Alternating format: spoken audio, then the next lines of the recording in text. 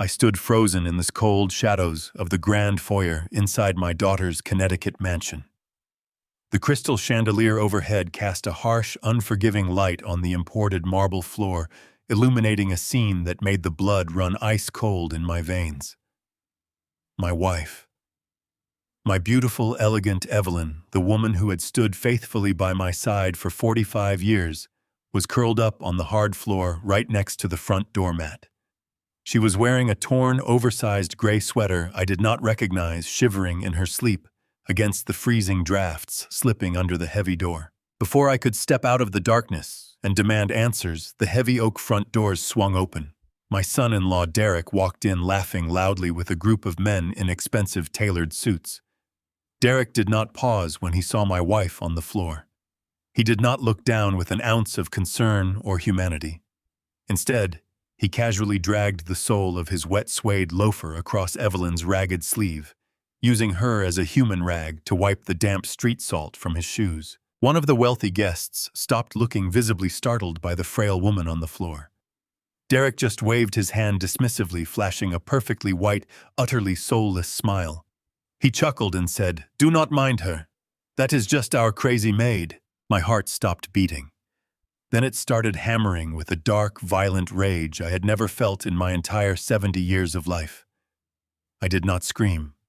I did not yell. The anger of a man who has built a corporate empire from the ground up does not make a sound. I simply took a slow, heavy step forward out of the shadows, and everyone in the foyer froze, because what Derek was about to hear next would rip his entire world apart. I am Richard, 70 years old, and somehow still healing from the deep wounds my own family inflicted. As a successful logistics CEO, I thought I had given my daughter the perfect life. Before I continue this story, let me know where you are watching from in the comments below.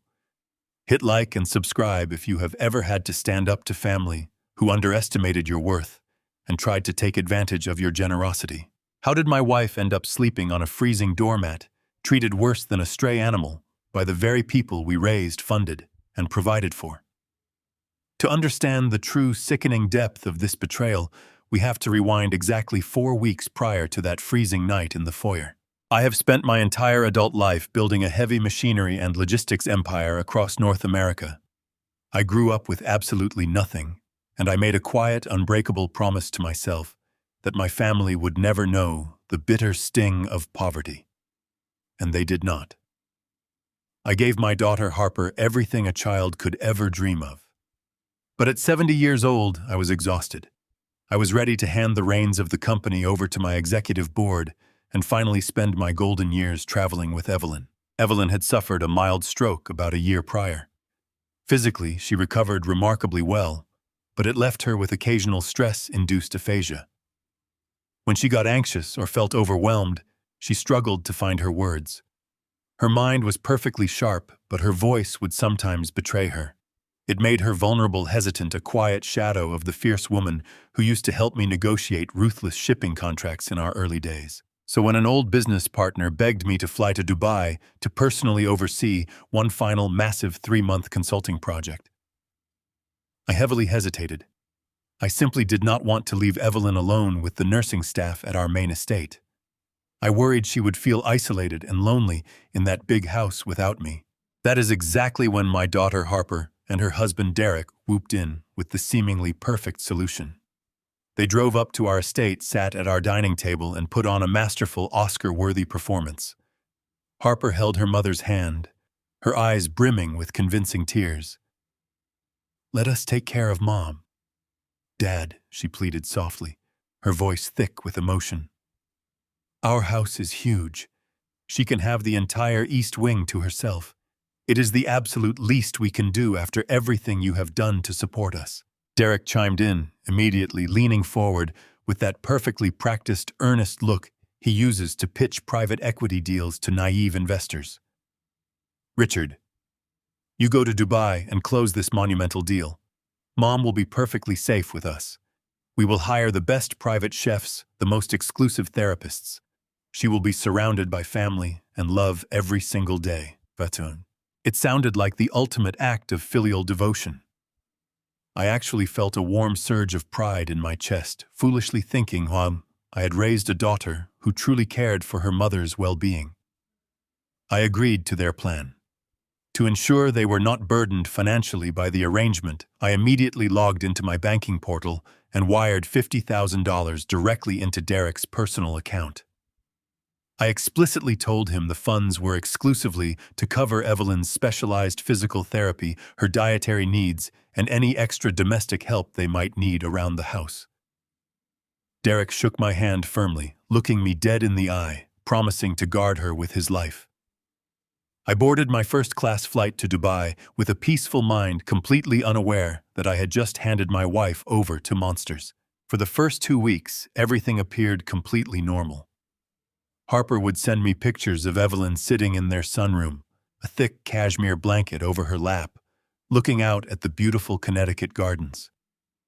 Whenever we talked on FaceTime, Derek was always hovering in the background, smiling warmly, offering Evelyn a cup of tea, or gently adjusting her pillows. They painted a picture of absolute domestic bliss. But a man does not survive 40 years in the cutthroat logistics business without developing a razor-sharp sixth sense for when something is fundamentally wrong. I am used to reading body language in boardrooms, and soon I started reading it in my own family. By the 3rd week, the updates began to radically shift. Harper stopped sending photos entirely, claiming she was too busy with charity galas and social events. When I called, Derek would hastily answer and say Evelyn was resting, or that the intense physical therapy had exhausted her so much she could not come to the phone. When I finally put my foot down and insisted on a live video call, the woman staring back at me on the screen made my stomach drop to the floor. Evelyn looked incredibly pale. Her hair was unkempt, lacking its usual immaculate styling. Her eyes looked hollow, ringed with dark, heavy shadows.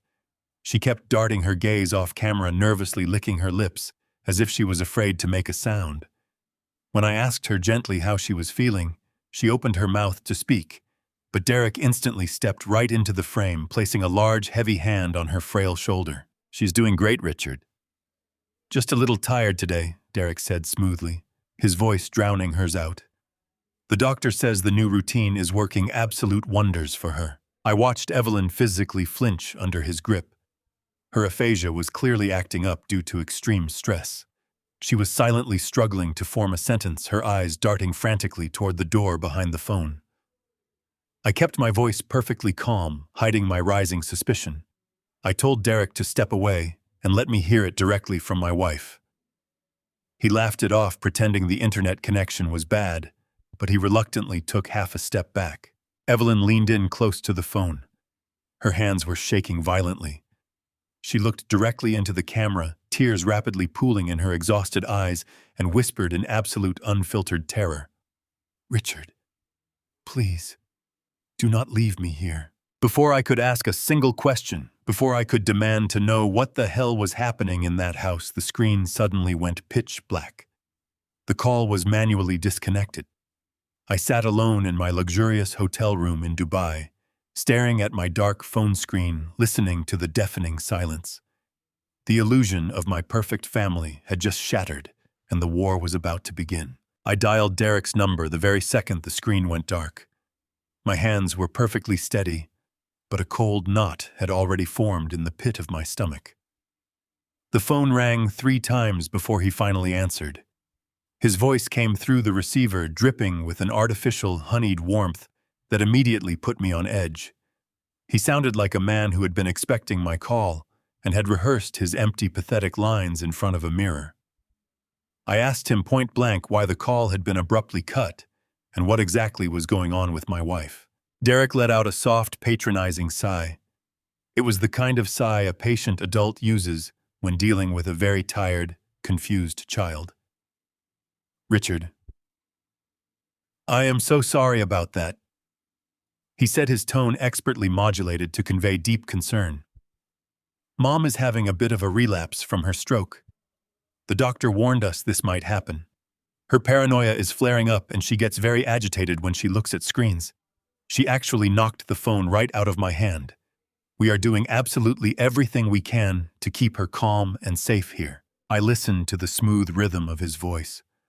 I asked him why she looked so exhausted and terrified. Derek did not miss a beat. He chuckled a low, oily sound that grated against my eardrum. She is just tired from the new physical therapy routine, Richard. The therapist has her doing some light gardening outside, pulling weeds and moving small pots. It is highly recommended to stimulate her motor skills and get her out in the fresh air. You know how stubborn she can be. She hates doing the exercises, so she naturally complains about the extra physical effort. But I promise you, she is in the best hands. You just focus on closing your deal in Dubai. We have everything completely under control here. I told him to give her my love and hung up the phone. I sat in the oppressive silence of my hotel suite, looking out at the glittering skyline of Dubai.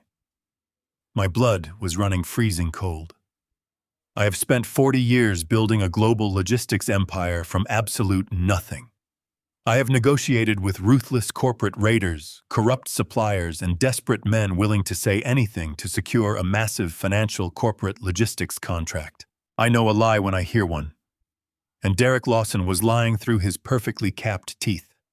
My wife Evelyn had a mild stroke a year ago. It left her with aphasia. Sometimes she could not find the right word or she would stammer when she felt rushed. But her mind remained a steel trap. Her grip on reality was absolute. She was the woman who had caught a $2 million accounting error in our company ledgers just 3 months after her hospital discharge. She did not suffer from paranoia. She did not have terrifying mental medical delusions. And she certainly did not garden. Evelyn despised gardening. She was fiercely allergic to half the pollen-producing plants in New England. The image of her terrified, hollow eyes burned into my mind. I did not waste another single second. I picked up my phone again and bypassed the time zone difference, calling Evelyn's longtime neurologist in New York, Dr. Aris, directly on his personal cell phone. We had funded a new wing of his hospital 10 years ago, so he answered immediately despite the extremely late hour. I asked him to give me a frank medical assessment immediately. I asked about her current therapy protocol and this sudden onset of paranoia Derek had mentioned. The line went dead silent for a long moment. When Dr. Aris finally spoke, his voice was laced with profound confusion. "Richard, I have no idea what you are talking about," he said. "I have not seen Evelyn in 3 weeks. Derek called my office and requested her entire medical file be permanently transferred. He said the commute into the city was too stressful for her and that you had both decided to move her care to a private holistic wellness clinic permanently today. He claimed this clinic was much closer to their estate in Connecticut." A suffocating weight pressed down on my chest. I asked Dr. Aris to repeat himself, making sure I had heard him correctly. He confirmed it. Derek had actively severed my wife from the medical professional who had managed her recovery for the past year. He had deliberately isolated her. I thanked the doctor, ended the call, and walked over to my briefcase. My hands moved with a mechanical, chilling precision. I pulled out my secure laptop and booted it up to start digging into the horrible hidden truth. Every instinct I possessed, the same instincts that had saved my company from bankruptcy in its early days, was screaming red alert. I bypassed the usual executive dashboards and logged directly into the private encrypted banking portal that managed the family finances. I navigated to the specific account I had set up for Evelyn's care, the one I had funded with $50,000 before leaving the country. I wanted to see exactly what this supposed holistic clinic was charging us. I pulled up the transaction history for the past month. The screen loaded, illuminating my face completely blue instantly. What I saw made my breathing stop. The $50,000 I had transferred was gone. But it did not end there. A massive unauthorized withdrawal of $150,000 had been executed just 4 days ago. The money had been pulled directly from Evelyn's dedicated medical reserve fund. I clicked on the transaction details, my eyes scanning the digital ledger. The transfer was authorized under Evelyn's electronic signature, a signature Derek had access to for emergency logistics. The transaction note was cleanly labeled, "Specialized Private Care Retainer." $150,000 stolen completely today. Even the most elite private medical concierges in the country did not demand that kind of upfront cash for a single patient in a matter of weeks. It was not a medical payment. It was a hemorrhage. My son-in-law was not caring for my wife. He was systematically draining her accounts. I picked up my phone and drafted an encrypted email to my executive assistant. She was a woman of absolute discretion and unmatched research skills. I forwarded her the routing number, the exact name of the holistic clinic, and the transaction receipt, demanding a full report completely. My instructions were brief and brutal. I told her to pull every single public and private record associated with that clinic's specific address and corporate registry. 10 minutes later, my laptop chimed. A new email from my assistant had arrived. I opened it, my eyes tracking the bold text on the screen. The address Derek had provided did not belong to a medical facility. It was a commercial shell company. The primary managing director listed on the incorporation documents was Derek Lawson. He was using her medical fund to save his failing private equity firm. The war had officially begun. I closed the laptop and took a deep, steadying breath, feeling the cold air of the hotel room fill my lungs. My pulse was hammering against my ribs, driven by a primal rage that demanded immediate, violent action. But impulsive men do not build empires, and they do not win wars. If I confronted Derek now from halfway across the world, he would have time to cover his tracks, hide the money, and potentially isolate Evelyn even further. I needed to trap him. I picked up my phone and dialed my daughter's number. When Harper answered, I forced every ounce of tension out of my voice, projecting the image of a tired, oblivious old man who was completely consumed by his work. I sighed heavily into the receiver and told her that the Dubai project had hit a massive logistical delay. I explained that the supply chain issues were far worse than anticipated, and I would not be able to return to the United States for at least another 2 months. The silence on the other end of the line lasted only a fraction of a second, but it spoke volumes. Then her voice flooded through the speaker, dripping with a sickening, manufactured sweetness. "Oh, Dad, that is terrible news," she cooed, sounding entirely too eager. "But please do not worry about us. You just focus on your business. Mom is doing absolutely wonderfully here, and Derek has everything handled. We have her on a very strict, healthy routine. Take all the time you need." I could hear the profound, unmistakable sound of relief settling into her breathing. She thought the coast was completely clear. She thought her clueless, wealthy father was safely locked away in a desert across the globe, leaving the vault wide open. I told her I loved them, forced myself to thank her for being such a wonderful daughter, and ended the call. The betrayal tasted like ash in my mouth. My own flesh and blood was actively helping a con artist drain her mother's life savings. Everything I had built for them, every single sacrifice I had made over the decades to ensure their comfortable lives, had been rewarded with pure, unadulterated malice. I spent the next several hours pacing the length of my suite, formulating a strategy to dismantle Derek's firm piece by piece. I was drafting a highly classified, secure message to my private investigator, meticulously preparing to instruct him to completely dig into Derek's hidden offshore holdings and various shell companies, when my laptop suddenly chimed with a loud incoming notification. It was an email from an unfamiliar encrypted address. There was no subject line and no text in the body of the message. The only content was a single compressed video file. Under normal circumstances, my corporate security training would dictate that I delete an anonymous attachment immediately.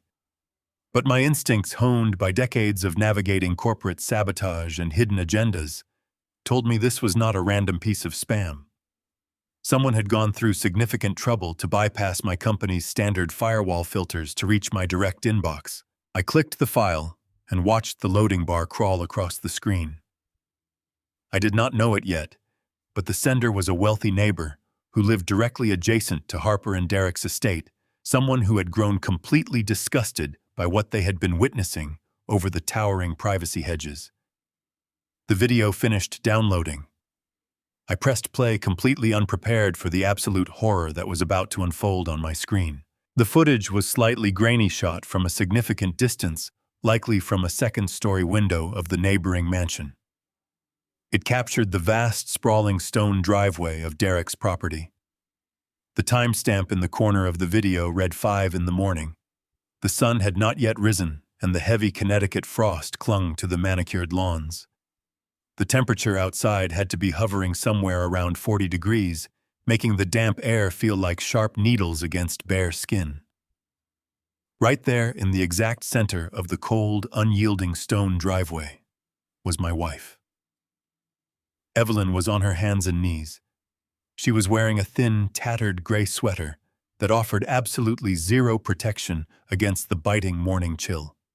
Her frail shoulders shook violently with every breath she took. In her trembling hands, she held a coarse scrub brush and a bucket of soapy water. My brilliant, beautiful wife, who had helped me negotiate multi-million-dollar shipping contracts, was being forced to scrub the freezing pavement like an indentured servant. The camera zoomed in, stabilizing on her face. Her expression was completely hollow, stripped of all the vibrant life and fierce intelligence that had defined our 45 years of marriage. She scrubbed the stone, her knuckles red and raw, her movements sluggish and pained. Then the camera panned up toward the grand front porch of the mansion. Derek stepped out through the massive double doors. He was draped in a thick, luxurious velvet robe, looking warm and perfectly comfortable. He held a steaming cup of espresso in his right hand. He walked to the edge of the porch, looking down at Evelyn, with an expression of pure, unadulterated contempt. The neighbor had managed to capture the audio, and Derek's voice echoed through the crisp morning air with sickening clarity. "Put your back into it, Evelyn," he barked, taking a slow sip of his coffee. "You missed a spot right there by the fountain. We have important guests arriving this weekend, and you need to earn your keep. If you cannot do a simple task, we will have to reconsider those expensive therapy sessions." I watched Evelyn flinch at his tone. She did not argue. She did not fight back. The gaslighting and the isolation had broken her spirit, forcing her into a state of terrified compliance. She simply nodded, shivering uncontrollably, and moved her raw hands to the next freezing stone. Harper was nowhere to be seen, asleep in her warm bed, while her mother suffered in the freezing dark. I did not scream. I did not throw my laptop against the wall. The sorrow that had been suffocating me instantly evaporated, burning away in the white-hot fire of a father and a husband who has realized his family is under attack. The warm, accommodating paternal figure that Harper had exploited was dead and gone. In his place stood the cold, calculating, unforgiving executive who had crushed rival companies into dust. Without a moment of hesitation, I reached for my encrypted phone and immediately dialed the direct line to my trusted private aviation team. My personal pilot answered on the second ring. I kept my voice perfectly flat, stripping it of all emotion. "File a discreet flight plan immediately," I instructed him, staring at the frozen image of Derek standing over my wife. "Do not log my name on the primary passenger manifest. We are taking the secondary jet. I am coming home tonight, and you are to tell absolutely no one about this sudden departure. The time for sitting back and playing the naive, trusting father has officially come to an end. We leave in 1 hour." The flight back from Dubai felt like a suspended purgatory. I sat in the dim cabin of my jet, watching the altitude display, my mind running through every possible scenario, every legal loophole, and every brutal countermeasure I had learned in 4 decades of cutthroat corporate warfare.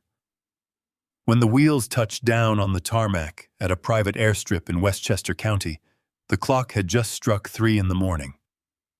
I did not notify my usual driving service. I did not want my name popping up on any company expense reports or digital tracking systems Derek might monitor. Instead, I rented a completely unremarkable black sedan under a corporate alias I had not used in over 15 years. I drove myself into the city, bypassing the grand hotels where the staff knew my face. I navigated toward a nondescript business hotel on the outskirts of the financial district. It was the kind of place where tired salesmen stayed for a night, completely devoid of luxury. I paid for the room in cash for a week in advance and walked up to a room that smelled faintly of stale carpet cleaner and bleach. It was a far cry from the sprawling Connecticut estate I had purchased, but it was exactly what I needed. A ghost ship. A war room. As soon as I locked the heavy wooden door, I pulled out a prepaid burner phone I had instructed my security chief to procure. I dialed 2 numbers. The first call was to Jonathan Pierce. Jonathan had been my primary corporate litigator for over 2 decades. He possessed a brilliant legal mind and an absolute lack of moral flexibility when defending my assets. He answered with a gruff voice, but the moment he heard my tone, he became razor-sharp and fully alert. The second call went to Mike Mitchell. Mike was a former federal investigator who ran a private intelligence firm. He was the man I used whenever a rival tried to hide dirty laundry. I told them to cancel their morning schedules, clear their calendars, and meet me at the hotel room at exactly 7. I spent the remaining 4 hours sitting in the dark watching the sun rise over the concrete skyline, fueled by cold coffee and a burning desire to eradicate my son-in-law. Punctuality is the hallmark of reliable men. At precisely 7 o'clock, a sharp, rhythmic knock echoed against the door. I opened it to find Jonathan and Mike standing in the quiet hallway, both clutching thick leather briefcases and looking incredibly grim. They stepped inside, taking in the cheap surroundings with professional silence. I did not waste time offering them refreshments or engaging in pleasantries. I directed them to the small circular table near the window and told them everything. I laid out the lies, the isolation, the stolen medical funds, and the sickening video of Evelyn scrubbing the freezing stone driveway. Jonathan's jaw clenched tightly, his knuckles turning white as he gripped his pen. Mike remained perfectly stoic, his eyes analyzing the data with the detached precision of a seasoned operative.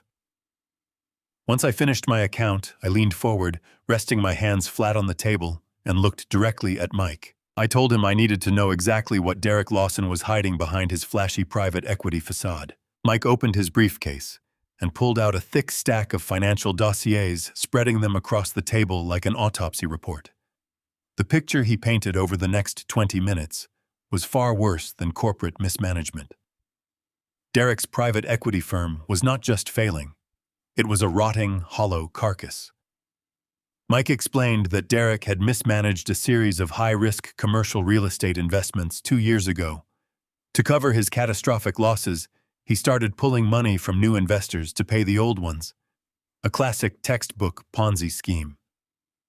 But when the new investments dried up, Derek became truly desperate. He could not go to traditional banks because his credit was completely leveraged and his collateral was effectively worthless. So he turned to the shadow markets. Mike slid a photograph across the table. It showed Derek standing nervously in a dimly lit parking garage talking to 2 men who looked like they belonged in a federal penitentiary.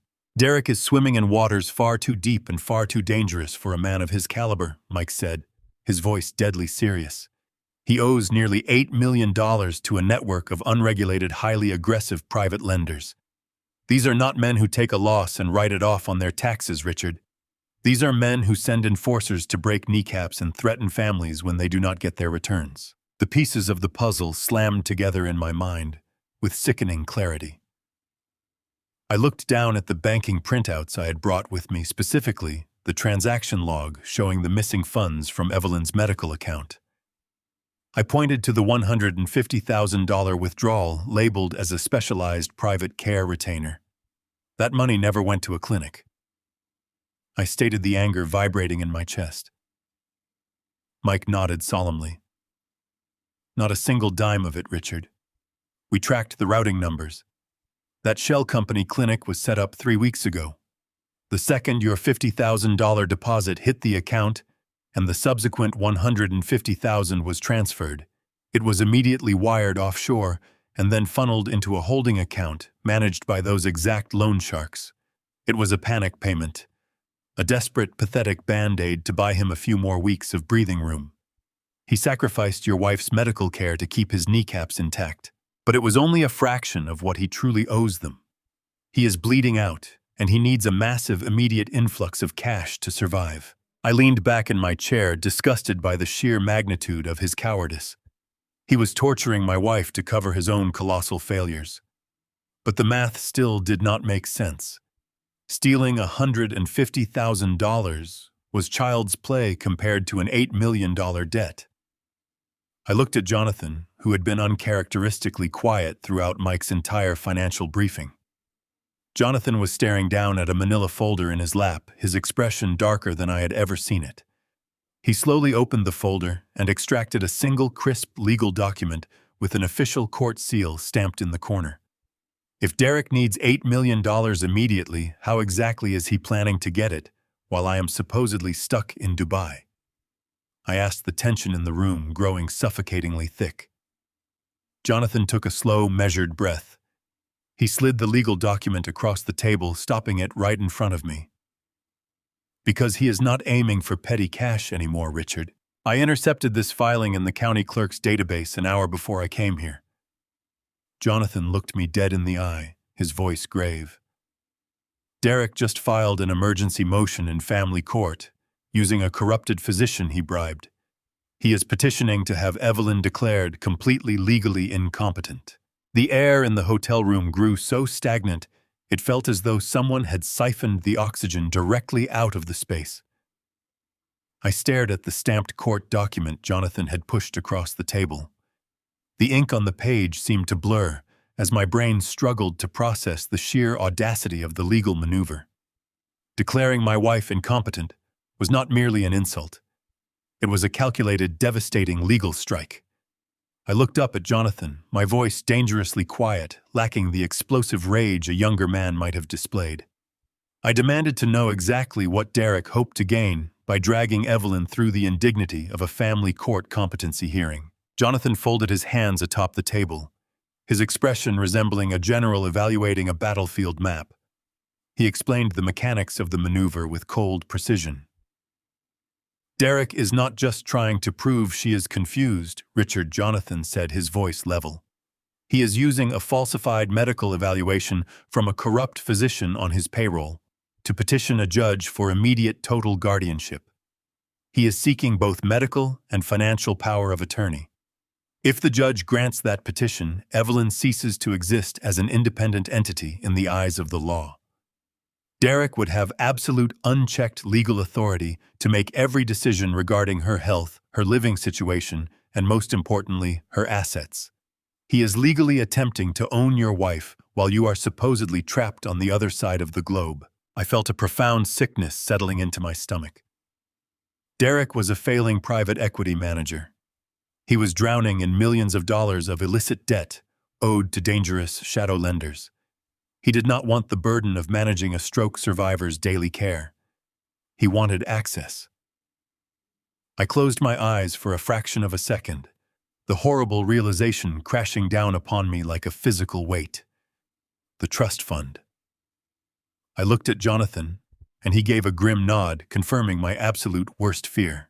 10 years ago, when our logistics firm had its most profitable quarter in history, I established a secure, irrevocable trust fund, exclusively in Evelyn's name. It was designed to guarantee that no matter what happened to me, no matter what catastrophic failures might ever befall my company, my wife would be cared for in absolute luxury for the rest of her natural life. The trust contained exactly $12 million in liquid, highly accessible assets. Because I had named Evelyn as the sole primary beneficiary with full drawing rights, a legal guardian with complete financial power of attorney could lawfully authorize massive withdrawals. Derek did not just want to steal a few $100,000 to keep his creditors at bay. He was planning to completely drain my wife's entire $12 million safety net. He was going to wipe out everything I had built to protect the woman I loved, funneling every single cent to violent loan sharks to save his own miserable life from the consequences of his catastrophic failures. Once the money was gone, he would likely discard Evelyn into some cheap state-run facility, leaving her to rot while he maintained his country club lifestyle. The sheer scale of the theft was staggering, but my mind instinctively rebelled against the final, most horrifying piece of the puzzle. I slammed my fist down on the table, the sudden noise echoing sharply in the small hotel room. I shook my head, rejecting the narrative forming in front of me. I looked at Mike, then at Jonathan. I told them they were missing a massive variable in their grim equation. Derek could not possibly pull off a legal coup of this magnitude without the primary next of kin noticing. Harper lived in that house. Harper was Evelyn's biological daughter. I had raised her, paid for her prestigious education, and handed her the world on a silver platter. I insisted, my voice rising with a desperate edge, that Harper might be financially spoiled and utterly clueless about her husband's debts, but she was not a monster. I told them Harper would never allow a man to drug her own mother, force her to scrub freezing pavement, and steal her entire life savings. I blindly insisted that Derek must be keeping Harper completely in the dark. Mike Mitchell looked at me with a profound, quiet pity that sliced right through my paternal defenses. He did not argue. He did not raise his voice to counter my desperate rationalizations. He simply unclasped a secondary compartment of his heavy leather briefcase and retrieved a thin plastic folder. He slid it across the table until it rested directly over the falsified medical records. "Richard," Mike said softly, his tone resembling a surgeon preparing to deliver a terminal diagnosis. When I started looking into Derek's communications with his shadow lenders, I managed to clone the data stream from the main router inside their mansion. It gave me full access to the unencrypted text message logs between Derek's personal device and your daughter's phone. I highlighted the most relevant exchange from yesterday afternoon. "You need to read this for yourself." I reached out, my fingers trembling slightly, for the first time since I had landed back on American soil. I pulled the transcript toward me. The text messages were printed in stark, undeniable black and white. It was a rapid exchange between my son-in-law and my only daughter discussing the upcoming family court hearing. Derek had written, "The doctor says he will have the final incompetency paperwork signed by Friday. We just need to make sure she looks out of it when the court evaluator drops by the house for the mandatory home visit tomorrow morning." I shifted my eyes down to read the immediate reply from Harper. It was not a message of confusion. It was not a desperate plea to protect her mother. It was a cold, calculated directive from a woman who had traded her soul for a life of empty luxury. Harper had replied, "Just keep her heavily medicated until the judge signs the power of attorney. She is way too much work anyway, and I need those trust funds just as badly to cover my credit cards before the bank cuts me off." I read the words 3 times. I read them until the letters burned themselves permanently into my eyes. Just keep her heavily medicated. She is too much work anyway. I need those trust funds, the last lingering fragment of my broken heart, the fragile piece that still foolishly held on to the desperate, naive hope that I had somehow raised a good and decent daughter, completely withered, and died right there in that sterile, unforgiving hotel room. The crippling sorrow evaporated instantly. The sharp pain vanished entirely. In its empty place, a dark, absolute glacier of impenetrable ice formed deep within my chest. I gently placed the transcript back onto the table. I smoothed out the edges of the paper with precise, deliberate movements. I looked up at Jonathan and Mike. The warm, forgiving father they had personally known for decades was permanently gone. The ruthless, calculating executive had fully awakened. I looked at the 2 men sitting across from me in that dim hotel room and felt a profound physical shift in my posture. The suffocating weight of betrayal, the agonizing sorrow of a father realizing his only child was a monster, simply vanished into thin air. Grief is a completely useless emotion when you are actively bleeding from a wound, and I absolutely refused to bleed for Harper a single second longer. I leaned forward, resting my elbows heavily on the cheap laminate table, and folded my hands with deliberate slowness. I did not raise my voice or shout in frustration. I did not display a single ounce of the violent fury that was currently incinerating my soul. I looked directly into Jonathan's eyes.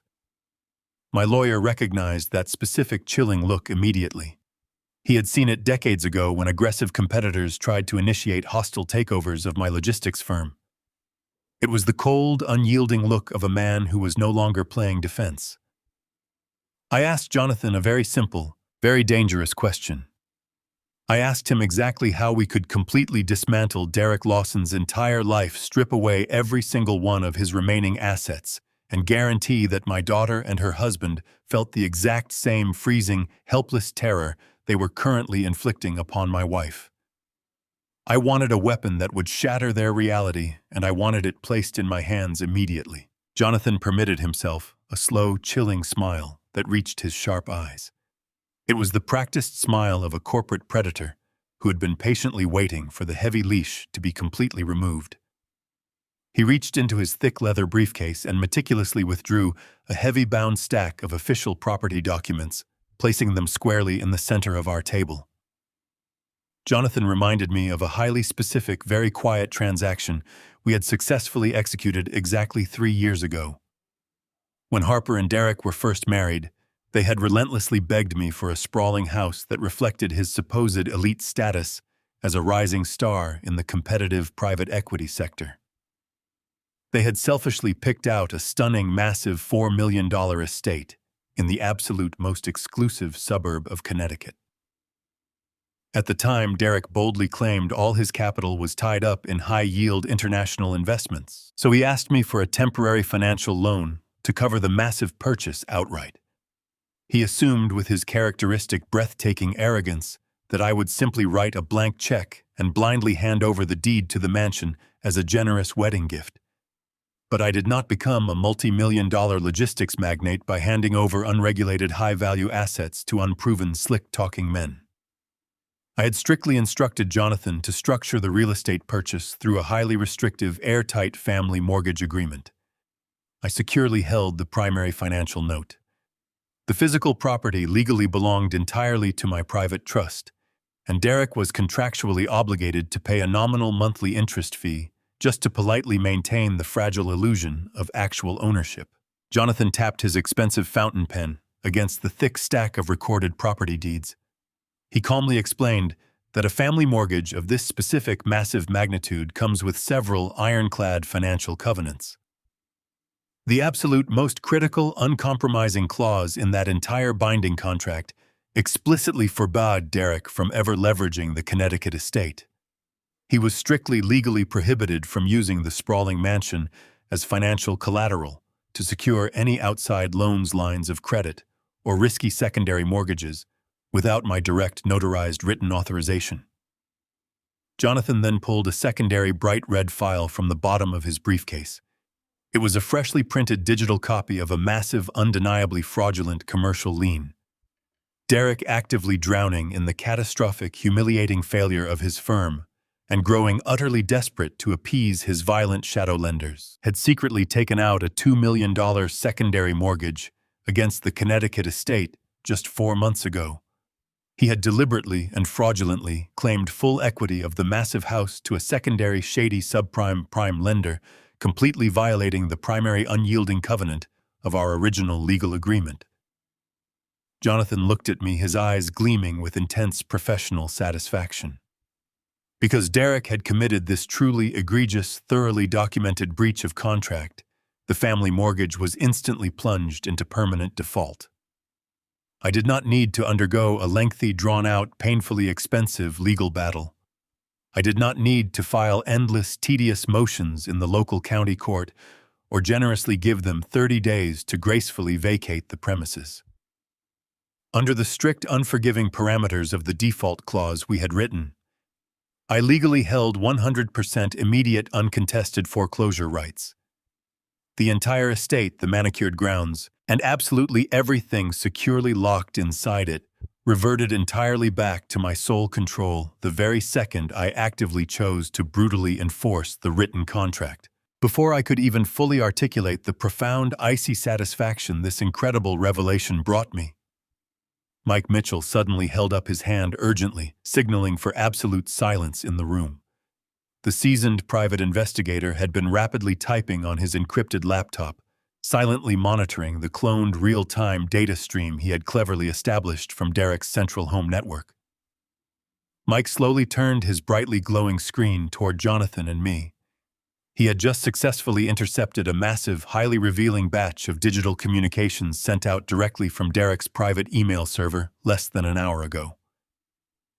Mike explained that Derek knew the fraudulent medical power of attorney for Evelyn would undoubtedly take at least another week to be officially signed by the corrupted judge. But Derek simply did not have a week left to spare. His aggressive loan sharks were violently demanding an immediate substantial payment, and the $150,000 he had cruelly stolen from my wife was barely enough to temporarily cover the mounting interest. To quickly secure a massive new wave of liquid capital, Derek had hastily organized a luxurious high-stakes investor gala at the Connecticut mansion. The elegantly designed digital invitations promised an exclusive night of supreme opulence, fine dining, and incredibly lucrative financial opportunities. He was brazenly using the magnificent $4 million estate that I rightfully owned as a shiny, deceitful bait to lure wealthy, unsuspecting retirees into foolishly handing over their precious life savings to his completely bankrupt firm. The elaborate, deceitful gala was officially scheduled to take place this upcoming Saturday night. Derek fully planned to use my beautiful house to commit massive, devastating financial fraud, while my fragile wife literally scrubbed his freezing stone driveway. I silently looked down at the flashy digital invitation glowing brightly on the laptop screen, absorbing every single infuriating detail. The sheer, unadulterated audacity of this pathetic man was almost difficult to comprehend. I slowly looked up at my brilliant attorney and my highly skilled investigator, feeling the icy resolve solidify completely within my dark heart. I took a very slow, deep breath, visualizing the exact moment I would utterly destroy his entire miserable life. "We are going to attend that extravagant gala," I said softly. "It is finally time to strike. We leave absolutely no survivors behind." The agonizing hours between our grim hotel room meeting and Saturday evening passed with a deliberate slowness. I did not sleep. I did not eat. I simply waited, letting the freezing ice in my chest solidify into a weapon of absolute destruction. When Saturday night finally arrived, the Connecticut air was bitterly cold, carrying the sharp scent of impending frost. We sat perfectly still in the back of a heavily armored, blacked-out SUV, parked exactly 100 yards down the winding tree-lined road from the massive iron gates of my estate. The engine was completely cut, plunging the interior of the vehicle into absolute darkness, save for the soft ambient glow of the electronic monitors bolted to the back of the front seats. Jonathan sat to my left, his thick leather briefcase resting heavily on his lap, completely silent and radiating a tense professional readiness. Mike occupied the front passenger seat, his fingers moving across his illuminated keyboard with the rapid, practiced precision of a seasoned operative. This was the eve of the strike. I sat and stared through the tinted glass at the distant towering brick pillars that clearly marked the main entrance to the property I had originally purchased to ensure my daughter's happiness. Now it was nothing more than a staging ground for a brazen criminal enterprise. Mike reached forward and toggled a series of switches on his advanced surveillance console. With a soft mechanical hum, a highly sophisticated, completely silent drone launched from the roof of our vehicle, disappearing instantly into the pitch-black night sky. Within seconds, the primary monitor in front of me flickered to life, providing a crystal-clear, high-definition aerial view of the sprawling backyard and the grand, illuminated patio. The level of sheer opulence Derek had managed to orchestrate was genuinely sickening. A long, steady procession of sleek luxury vehicles rolled up the circular driveway, discharging dozens of wealthy, unsuspecting investors dressed in tailored tuxedos and expensive evening gowns. A small army of hired caterers, sharply dressed in crisp white jackets and black bow ties, circulated smoothly through the growing crowd, balancing silver trays loaded with crystal flutes of imported champagne and delicate appetizers. Derek had spared absolutely no expense, utilizing every single stolen dollar he possessed to maintain the fragile, desperate illusion of massive corporate success. From his elevated position above the crowd, Mike activated a specialized parabolic microphone, seamlessly linking it with the digital wiretaps he had embedded within the estate's network. The audio feed crackled to life, filling the tight confines of our SUV, with the ambient noise of clinking glasses, soft jazz music, and the hollow, overlapping chatter of the wealthy elite. I watched the screen with a sickening sense of detachment, waiting for the principal targets to emerge. Mike tapped a secondary command on his keyboard, switching the main video feed to a series of hidden microscopic cameras he had cleverly patched into the estate's internal security system. The view suddenly shifted from the glamorous, brightly lit patio to the stark interior of the massive mansion. My breath caught sharply in my throat, snagging on a jagged edge of pure, unfiltered fury. The camera angle provided a clear view of the long, marble-tiled hallway that led directly toward the rear service entrance, far removed from the echoing sounds of the elegant gala. Derek was pulling my wife down the corridor by her upper arm. Evelyn looked devastatingly small, her fragile frame practically swallowed by an oversized, faded hospital gown. She was clearly heavily sedated, her feet dragging clumsily across the polished marble floor as she struggled to maintain her balance. Her beautiful, intelligent eyes were completely vacant, staring blankly ahead, entirely stripped of their usual sharp awareness. Derek shoved her roughly into a small, drafty alcove near the heavy steel service doors, an area completely devoid of heating vents or basic comforts. Evelyn stumbled, her shoulder bumping harshly against the cold plaster wall, before she slid down to the hard floor, pulling her knees tightly to her chest. Derek let out a sharp, irritated sigh. He reached into a nearby utility closet, grabbed a thin, ratty moving blanket, and tossed it carelessly onto her trembling shoulders, as if she were a bothersome animal. My hands curled into tight, shaking fists, the leather of the seat creaking softly beneath my white knuckles. I wanted to smash through the reinforced windows of the vehicle, tear the heavy iron gates completely off their hinges, and violently dismantle him with my bare hands. But I forced myself to remain seated perfectly still, letting the terrible, burning rage compress and harden. The digital audio feed crackled sharply as the heavy wooden doors at the far end of the hallway swung open.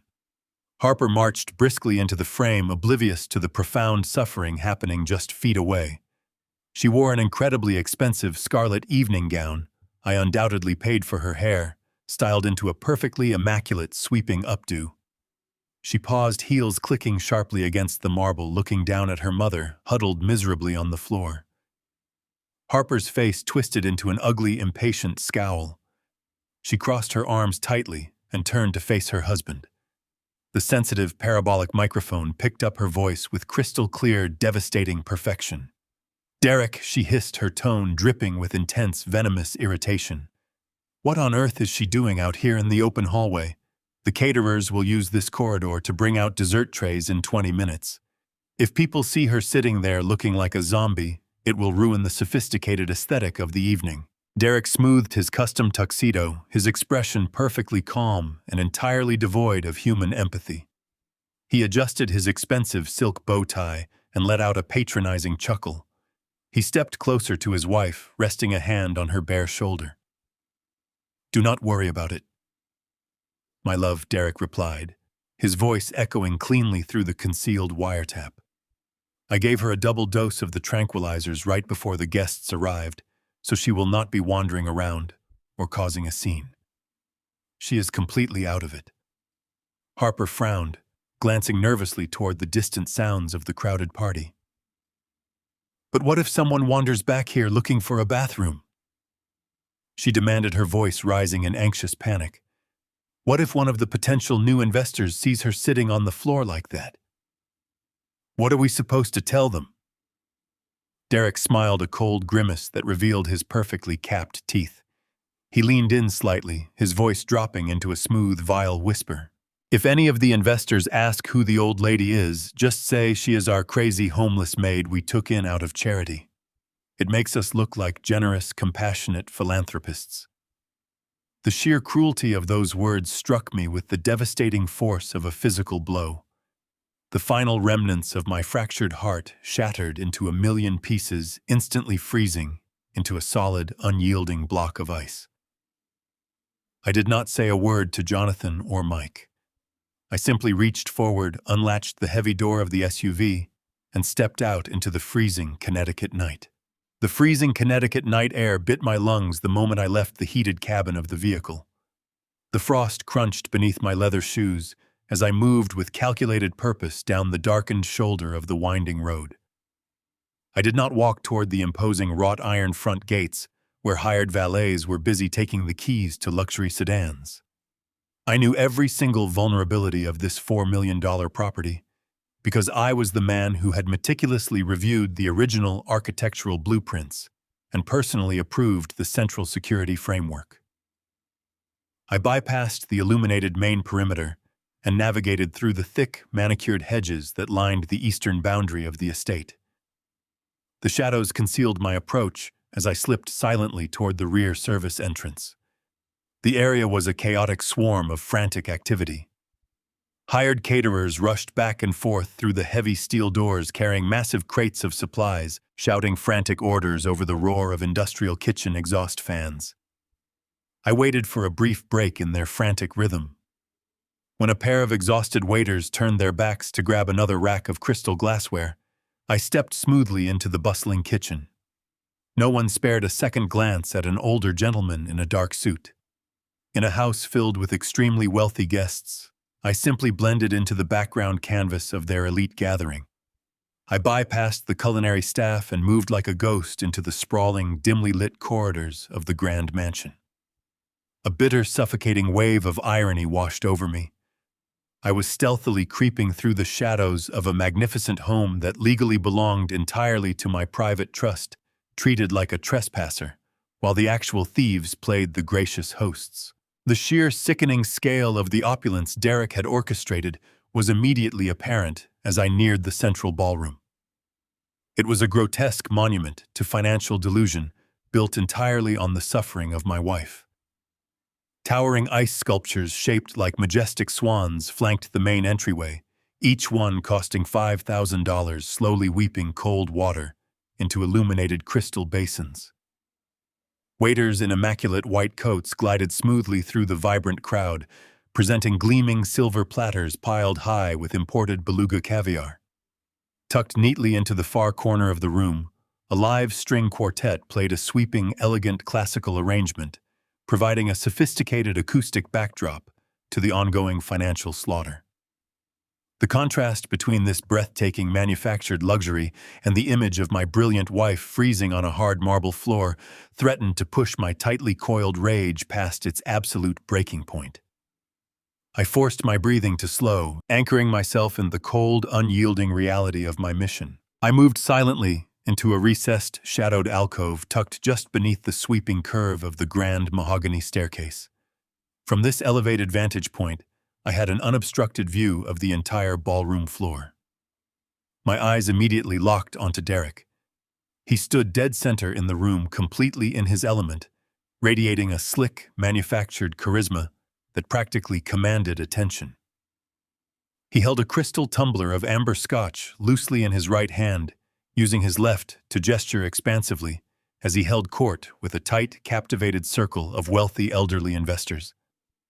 I watched his lips move, picking up the smooth cadence of his voice during the brief lulls in the classical music. He was boldly pitching his fabricated billion-dollar investment portfolio to men and women who had spent decades building their precious life savings. He spun complex webs of guaranteed double-digit returns, exclusive international market access, and secure risk-free growth. He lied with a breathtaking, effortless fluency that was genuinely terrifying to witness. Standing perfectly positioned at his side was my daughter. Harper looked like a flawless, radiant advertisement for immense success. She wore a stunning floor-length scarlet gown, and her neck and wrists were absolutely dripping in a small fortune of brilliant diamonds. Diamonds that were undoubtedly purchased with the stolen blood money, drained directly from her own mother's medical reserve fund. She played the vital role of the supportive, adoring wife with sickening perfection. Whenever Derek delivered a punchline to one of his charming anecdotes, Harper threw her head back and laughed flawlessly, her bright eyes scanning the crowd to ensure everyone was properly admiring their golden couple routine. There was not a single lingering trace of guilt on her perfectly made-up face. There was no hesitation, no sorrow, no secret burden weighing down her conscience. She was entirely complicit, thoroughly enjoying the spectacular fruits of her horrific, unforgivable betrayal. The string quartet finished a sweeping movement, prompting a polite wave of applause from the gathered elite. In the brief moment of transitional silence, a prominent, distinguished older gentleman in a tailored black tuxedo excused himself from Derek's captivated circle. He held a silver-topped walking cane and murmured politely about needing to find the restroom. I tracked his movements carefully from the dark shadows beneath the staircase. He stepped away from the vibrant, warm glow of the central ballroom and walked slowly down the main connecting corridor. His path led him directly toward the quiet, isolated rear hallway. I felt my pulse begin to hammer a slow, heavy rhythm against my ribs. The distinguished investor turned the corner and took 3 steps into the dim, drafty corridor before he stopped completely dead in his tracks. A sharp, startled gasp escaped his lips. His hand twitched violently, and the delicate crystal champagne flute he had been holding slipped from his loose grasp. The glass hit the polished marble floor, shattering with a sharp, explosive crack that echoed loudly all the way back to the ballroom. The older man pointed a trembling finger toward the small, dark utility alcove. He was staring directly at the fragile figure of my wife. Evelyn was curled into a miserable, shivering ball on the welcome mat, heavily sedated and clutching the ratty blanket over her shoulders. The sudden noise of shattering glass drew the attention of the nearest guests. The music faltered slightly as curious heads turned toward the main corridor. Derek's sharp eyes snapped toward the source of the disruption. Recognizing the prominent investor standing frozen in the hallway, Derek handed his scotch to a passing waiter and rushed over with urgent strides. As he approached the startled older man, Derek deployed his most charming, flawlessly fake smile, undoubtedly preparing to spin the vicious lie about the crazy homeless maid they had taken in out of charity. He stepped around the shattered crystal and looked down at my wife. For a fraction of a second, a look of pure, unadulterated disgust flashed violently across his sharp features. The mask of the gracious host slipped, revealing the ruthless monster hiding underneath. He stepped closer to Evelyn's huddled form. He casually lifted his right leg, raising his expensive, highly polished black leather shoe. He pulled his foot back fully, preparing to physically prod and kick my fragile wife out of the wealthy investor's path like discarded garbage. I did not wait another second. I stepped out from the shadows and walked directly into the blinding, brilliant light of the crystal chandelier. The heavy crystal prisms above cast fractured rainbows across the pristine marble floor as I closed the distance between us. Derek had his back to me, entirely focused on performing his sickening pantomime for the startled investor. The older gentleman was staring downward, his face pale with confusion and profound discomfort. He gestured nervously toward Evelyn, asking in a low murmur if the poor woman needed medical assistance. Derek let out a sharp sigh, perfectly modulating his tone to convey the weary patience of a generous benefactor. He did not withdraw his foot. Instead, he leaned forward, pressing the sole of his expensive black leather Oxford directly against the thin, tattered fabric of Evelyn's sleeve. He casually wiped the bottom of his shoe against her fragile arm, as if she were a literal doormat. "Do not mind her at all," Derek said, his voice dripping with an artificial, practiced warmth. "That is just our crazy homeless maid. We took her in out of the sheer goodness of our hearts, but her mind is completely gone. She wanders the halls making a mess. Let me escort you back to the ballroom where the real event is happening." The absolute audacity of his lie, delivered while wiping dirt from his heel onto my beloved wife, ignited a fire inside me that threatened to burn the mansion down. I did not raise my hands. I did not sprint forward to physically tear him apart, no matter how desperately my instincts demanded it. I planted my feet firmly on the marble floor, drew a massive breath, and let my voice echo down the hallway. "You are wiping your shoe on the woman who holds 80% of the collateral for your pathetic, bankrupt firm, Derek." My voice boomed with the thunderous resonance of a man who had spent 4 decades commanding boardrooms and dominating hostile negotiations. It sliced right through the ambient noise of the gala, carrying clearly over the delicate notes of the live string quartet. The sheer overwhelming volume of my statement struck the hallway like a physical shockwave. The elegant music screeched to a sudden discordant halt, a single cellist dragging his bow harshly across the strings in raw surprise. The ambient hum of wealthy chatter instantly died. Every single head in the grand ballroom snapped around hundreds of eyes, locking onto the isolated service corridor. The prominent investor standing next to Derek gasped instinctively, taking 3 rapid steps backward, his eyes darting between my face and the frail woman huddled on the floor. Derek froze entirely. The artificial charming smile practically melted off his face, replaced by a mask of sheer, unadulterated terror. The blood drained from his cheeks so rapidly, he appeared to turn translucent under the bright chandelier light. His fingers went completely limp. The fresh crystal tumbler of champagne he had just retrieved from a passing waiter slipped freely from his grasp. It hit the floor with a devastating crash, sending sharp shards of glass and golden liquid exploding across the polished tiles near Evelyn. Derek spun around with the rigid, jerky movement of a mechanical doll. When his panicked eyes finally met mine, he looked as though he were staring at a resurrected ghost. A few feet away, Harper was physically shaking. Her flawless facade had completely evaporated. She stood paralyzed in her scarlet gown, her face turning an impossible shade of white. She gripped the heavy banister of the staircase so tightly her knuckles looked like polished bone. Her jaw trembled violently as she struggled to form words. "Dad," she stammered, her voice a fragile, terrified whisper that barely carried over the ringing silence of the room. "You are in Dubai. You are supposed to be in Dubai." I did not spare my treacherous daughter a single glance. My unwavering lethal focus remained absolutely fixed on the pathetic coward standing over my wife. Derek began to sweat profusely, thick beads of nervous perspiration forming instantly along his hairline. He was a desperate rat backed tightly into a corner, and his survival instincts frantically kicked in. He knew his wealthy, prestigious audience was watching his every move, hanging on every word of this bizarre, unfolding drama. He frantically raised his hands, displaying his palms to the surrounding crowd in a desperate gesture of pure innocence.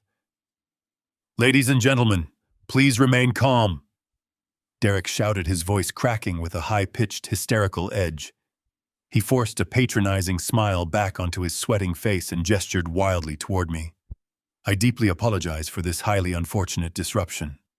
My father-in-law has advanced dementia. He is suffering from a terrible medical delusion and simply does not know what he is saying.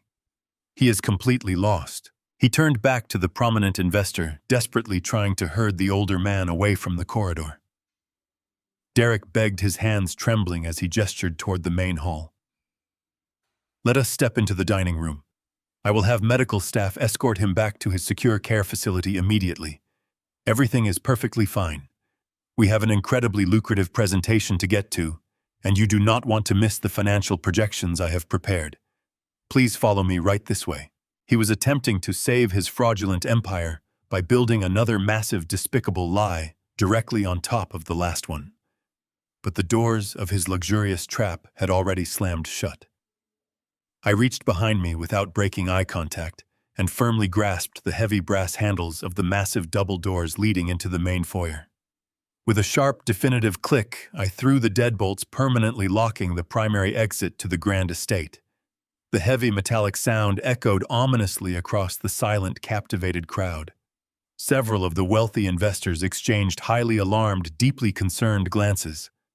They were seasoned businessmen, and they recognized a predator moving in for the absolute final kill. I raised my right hand and delivered a single sharp gesture toward the darkened shadows of the caterer's entrance. The heavy steel service doors immediately swung open. Jonathan Pierce strode powerfully into the bright light of the grand hallway, completely ignoring the frantic catering staff. My ruthless corporate litigator did not look like a guest at a high society party. He looked like an executioner. He wore a sharp charcoal suit and carried his massive leather briefcase with a grim, intimidating purpose. Cradled firmly in his left arm were thick, imposing stacks of highly classified solid black financial folders. He marched directly past the terrified waiters walking right up to my side.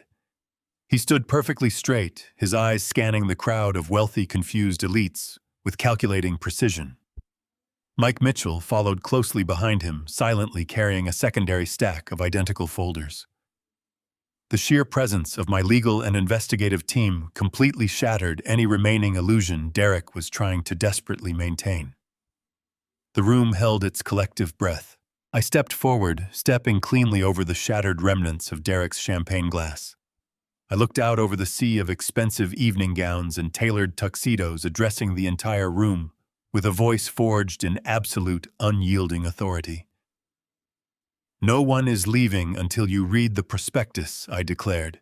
The heavy silence in the grand hallway was absolute, broken only by the sharp, methodical snapping of Jonathan opening his briefcase. He did not ask for any permission. He moved with the predatory grace of a corporate executioner, stepping smoothly among the paralyzed crowd of wealthy elite. From his arms, he began distributing the thick black folders, pressing them firmly into the manicured hands of every single investor present. Mike Mitchell mirrored his movements on the opposite side of the corridor, his face completely devoid of expression as he handed out the remaining dossiers. The guests, people who had spent their entire lives evaluating risk and dissecting financial summaries, accepted the documents with a mixture of profound confusion and morbid curiosity. They opened the heavy cardstock covers, their eyes immediately dropping to the first page. I watched the atmosphere in the room shift entirely. The elegant, sophisticated energy of the high society gala evaporated, instantly replaced by the cold, sterile tension of a boardroom tribunal. Derek stood frozen, his chest heaving under his tailored tuxedo, his eyes darting frantically toward the locked double doors, and then back to the damning evidence circulating through his audience. He opened his mouth to speak, to spin another desperate web of charming lies, but the words died in his throat. I took a slow, deliberate step forward, planting my feet firmly on the marble floor. I let my gaze sweep across the shocked faces of the assembled crowd. "You are currently holding the comprehensive, fully audited reality of Derek Lawson," I announced, my voice echoing with unyielding authority. "The glossy brochures you received tonight, the elaborate projections of guaranteed double-digit returns, and the promises of exclusive market access are entirely fabricated. They are the desperate, pathetic delusions of a man who has completely destroyed his own firm." I watched as the prominent investor, the man who had nearly stepped on my wife, flipped rapidly through the pages of his folder. His brow furrowed in deep, growing revulsion. "You will notice on page 4, I continued, my tone dropping to a lethal, icy calm, a detailed transaction history, tracing a recent wire transfer of $150,000. Derek stole that money 4 days ago. He did not steal it from a faceless corporation or a wealthy competitor. He stole it directly from a dedicated medical reserve account I established specifically for my wife, the fragile woman currently sitting on the freezing floor behind him. A collective audible gasp rippled through the gathered crowd. Several women covered their mouths in horror, their eyes darting from the financial records in their hands to the tragic, shivering form of Evelyn huddled in the drafty alcove. Derek frantically tried to wave his hands, his face slick with nervous sweat. "He is lying," Derek stammered, his voice cracking violently. "He is a sick, paranoid old man. Do not look at those papers. They are completely forged documents meant to ruin my reputation." I ignored his pathetic outburst entirely, keeping my focus locked directly on the investors. "He stole my wife's stroke recovery funds because he is completely bankrupt." I stated my words, cutting through the air like a sharpened blade. "He mismanaged his commercial real estate portfolio 2 years ago and attempted to run a classic Ponzi scheme to cover his catastrophic tracks. When that inevitably failed, he turned to the shadow markets. The men he owes are not reputable bankers. They are unregulated, violent loan sharks, and he is currently $8 million in debt to them." I pointed a steady, accusatory finger directly at Derek's chest. "He did not invite you here tonight to invest in his brilliant mind. He invited you to pay off his bookies so they do not break his legs."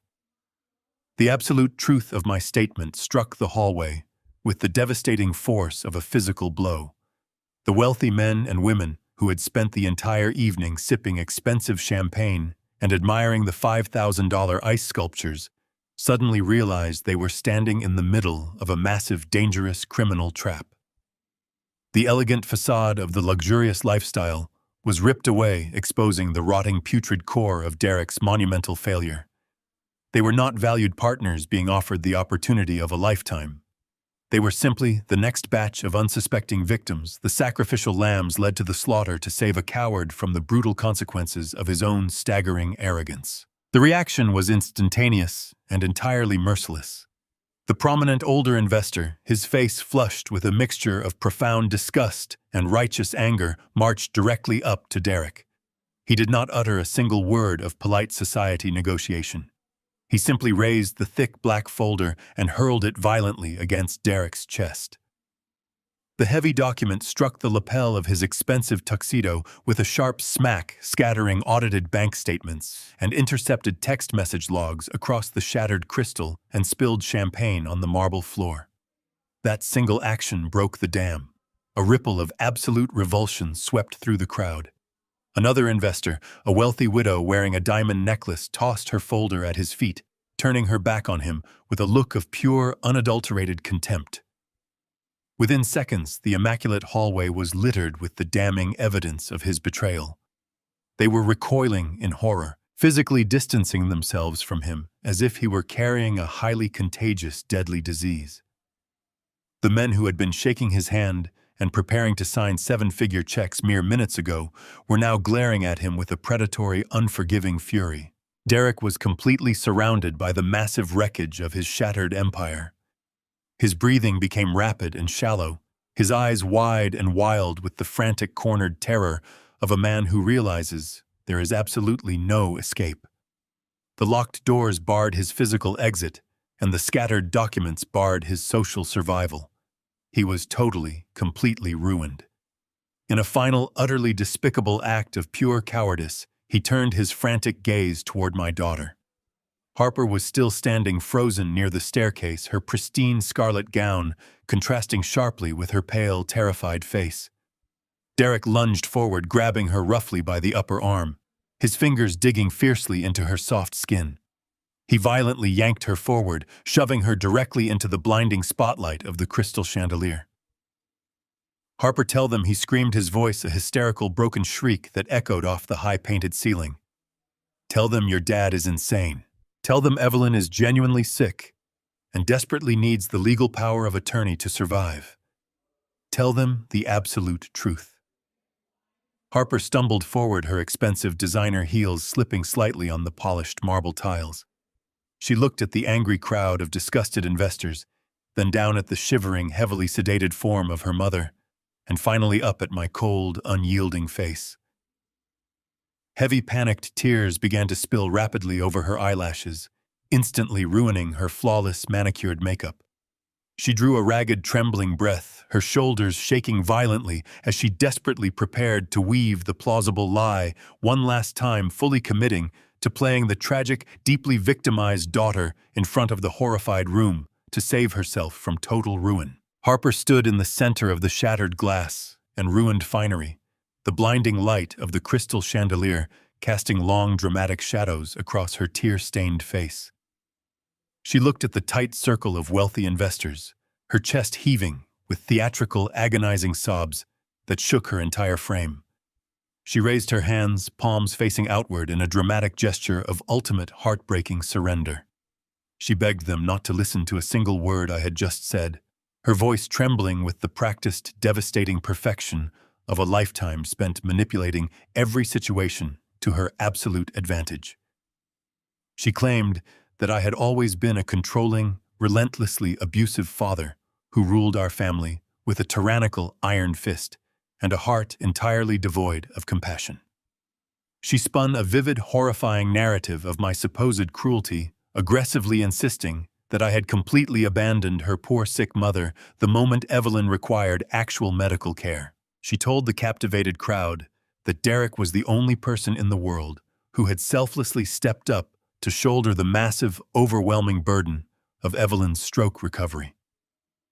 Harper cried harder, her tears cutting fresh tracks through her makeup, declaring that my sudden appearance tonight was nothing more than the malicious, paranoid revenge of a deeply unstable man who simply could not stand to see his daughter happy and financially independent.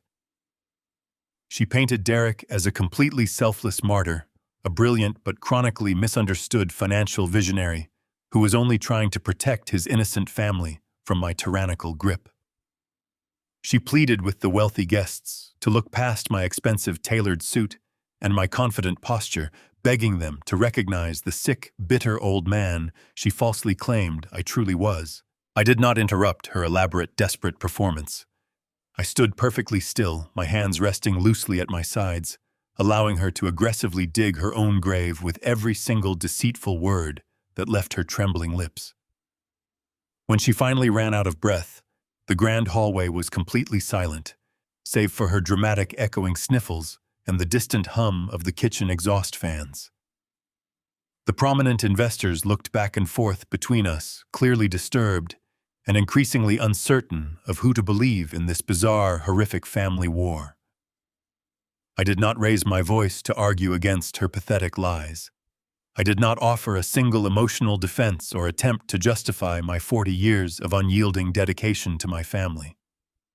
Instead, I calmly reached into the interior pocket of my tailored suit jacket and slowly withdrew my encrypted mobile phone. I held the sleek device up high so the entire room could clearly see it glinting under the lights. I did not speak directly to Harper. I addressed the tense crowd directly, my voice smooth, resonant, and completely devoid of panic or anger. I explained that when I had originally purchased this magnificent $4 million estate for my ungrateful daughter, I had spared absolutely no expense on the technological infrastructure. I noted that the property was fully equipped with the state-of-the-art, immensely powerful wireless sound system, seamlessly integrated into the walls and ceilings of every single room, including this very corridor. I swiped my thumb across the glowing screen of my phone, navigating through the complex security settings with practiced, deliberate ease. I watched Derek flinch uncontrollably as the digital interface connected. I tapped the primary audio output icon, syncing my device directly to the mansion's massive central acoustic network. A soft electronic chime echoed from the hidden speakers above our heads, confirming the successful wireless connection. I looked directly into Harper's wide, terrified eyes, feeling absolutely no remaining shred of paternal mercy. I pressed play on the intercepted audio file Mike Mitchell had expertly extracted from their secure home network. The heavy, oppressive silence of the marble hallway was instantly and violently shattered. Harper's own voice exploded through the hidden high-fidelity speakers at maximum deafening volume. It was not the fragile, weeping, victimized tone she had just used to desperately manipulate the wealthy crowd. It was a cold, venomous, utterly soulless sneer that radiated pure, unadulterated malice and staggering greed.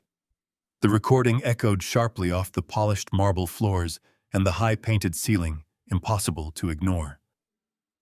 Just keep her heavily medicated until the judge signs the power of attorney. The digital ghost of my daughter hissed, the sound wrapping around the horrified guests like a physical constrictor. She is too much work anyway, and I need those trust funds just as badly to cover my credit cards. The sheer acoustic force of the sophisticated sound system made the horrific statement completely inescapable for everyone present. Every single syllable was projected with terrifying clarity, broadcasting her absolute moral bankruptcy to the very people she had just tearfully begged for sympathy. The stark, undeniable contrast between her current weeping facade and the ruthless, calculating greed captured on the unyielding recording was completely devastating. It was the ultimate, inescapable truth, rendered in her own distinct, treacherous voice, stripping away every single layer of her carefully constructed deception. A collective shuddering gasp of absolute disgust rippled violently through the gathered crowd of prominent investors. The older gentleman who had previously dropped his champagne flute physically recoiled, taking several rapid, uncoordinated steps away from Harper, as if she had suddenly transformed into a venomous serpent. The wealthy widows and seasoned businessmen stared at her with open, unfiltered revulsion, their faces twisting in profound horror at the undeniable realization of what this young woman was actively doing to her own vulnerable mother. Harper's legs completely gave out beneath her frame. She collapsed heavily onto her knees, the luxurious fabric of her scarlet evening gown pooling around her on the cold, hard marble tiles like spilled blood. She frantically threw her hands over her ears, pressing her palms tightly against her head, screaming hysterically for me to stop the audio. But the undeniable recording continued to loop without mercy, repeatedly filling the grand estate with the sickening reality of her monstrous betrayal. Derek stood completely paralyzed in the center of the corridor, his mouth hanging open in silent, suffocating panic. His chest was heaving uncontrollably as the walls of his fraudulent empire completely vaporized around him, leaving him utterly defenseless. He turned wildly toward the locked double doors, desperate to find any possible avenue of escape from the magnificent trap I had flawlessly executed tonight. He knew his creditors would soon realize his total failure, and he knew his absolute financial destruction was right now completely inevitable. But his ultimate inescapable legal reckoning had already arrived.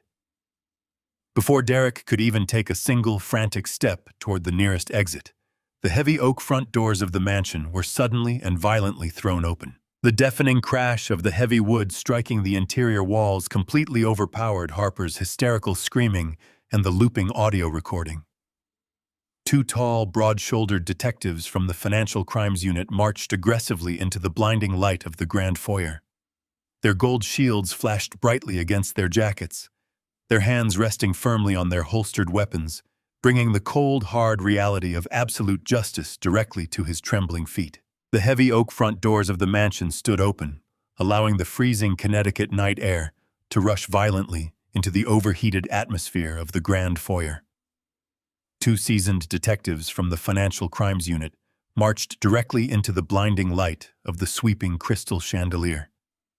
They did not pause to politely introduce themselves to the terrified, affluent crowd gathered in the main corridor. They moved with a blunt, heavy authority that instantly commanded absolute compliance from every single person in the room.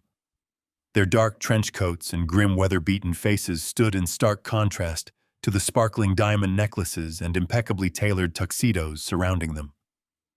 The lead detective, a broad-shouldered man with a thick gray mustache and cold, calculating eyes, locked his unwavering gaze directly onto Derek. He did not ask a single probing question to ascertain the situation. He did not request a quiet, discreet conversation in a private study to save the wealthy investment manager from public humiliation. He already possessed every single piece of damning information he required to execute his duty. Less than 2 hours ago, my exceptional attorney, Jonathan Pierce, had proactively delivered the undeniable, fully audited evidence directly to their local precinct. The detectives already held the heavily documented proof of massive corporate wire fraud, the completely illegal transfer of stolen client funds, and the indisputably forged medical documents Derek had desperately tried to use against my incapacitated wife. Derek stumbled backward, his expensive black leather shoes slipping dangerously on the scattered, jagged shards of his broken champagne glass. He raised his trembling hands in a futile, panicked gesture of absolute surrender. "Gentlemen, there is a massive misunderstanding happening here," he choked out, his voice cracking into a pathetic, high-pitched whine that echoed off the painted ceiling. "I am a highly respected, deeply connected private equity manager. You have absolutely no legal right to simply barge into my private residence and disrupt a vital corporate event." The lead detective did not even blink at the desperate protest. He lunged forward with terrifying, practiced speed, grabbing Derek roughly by the crisp lapels of his custom Italian tuxedo. With a powerful, effortless, physical thrust, the heavy-set detective spun Derek around and slammed him violently against the polished marble wall of the grand corridor.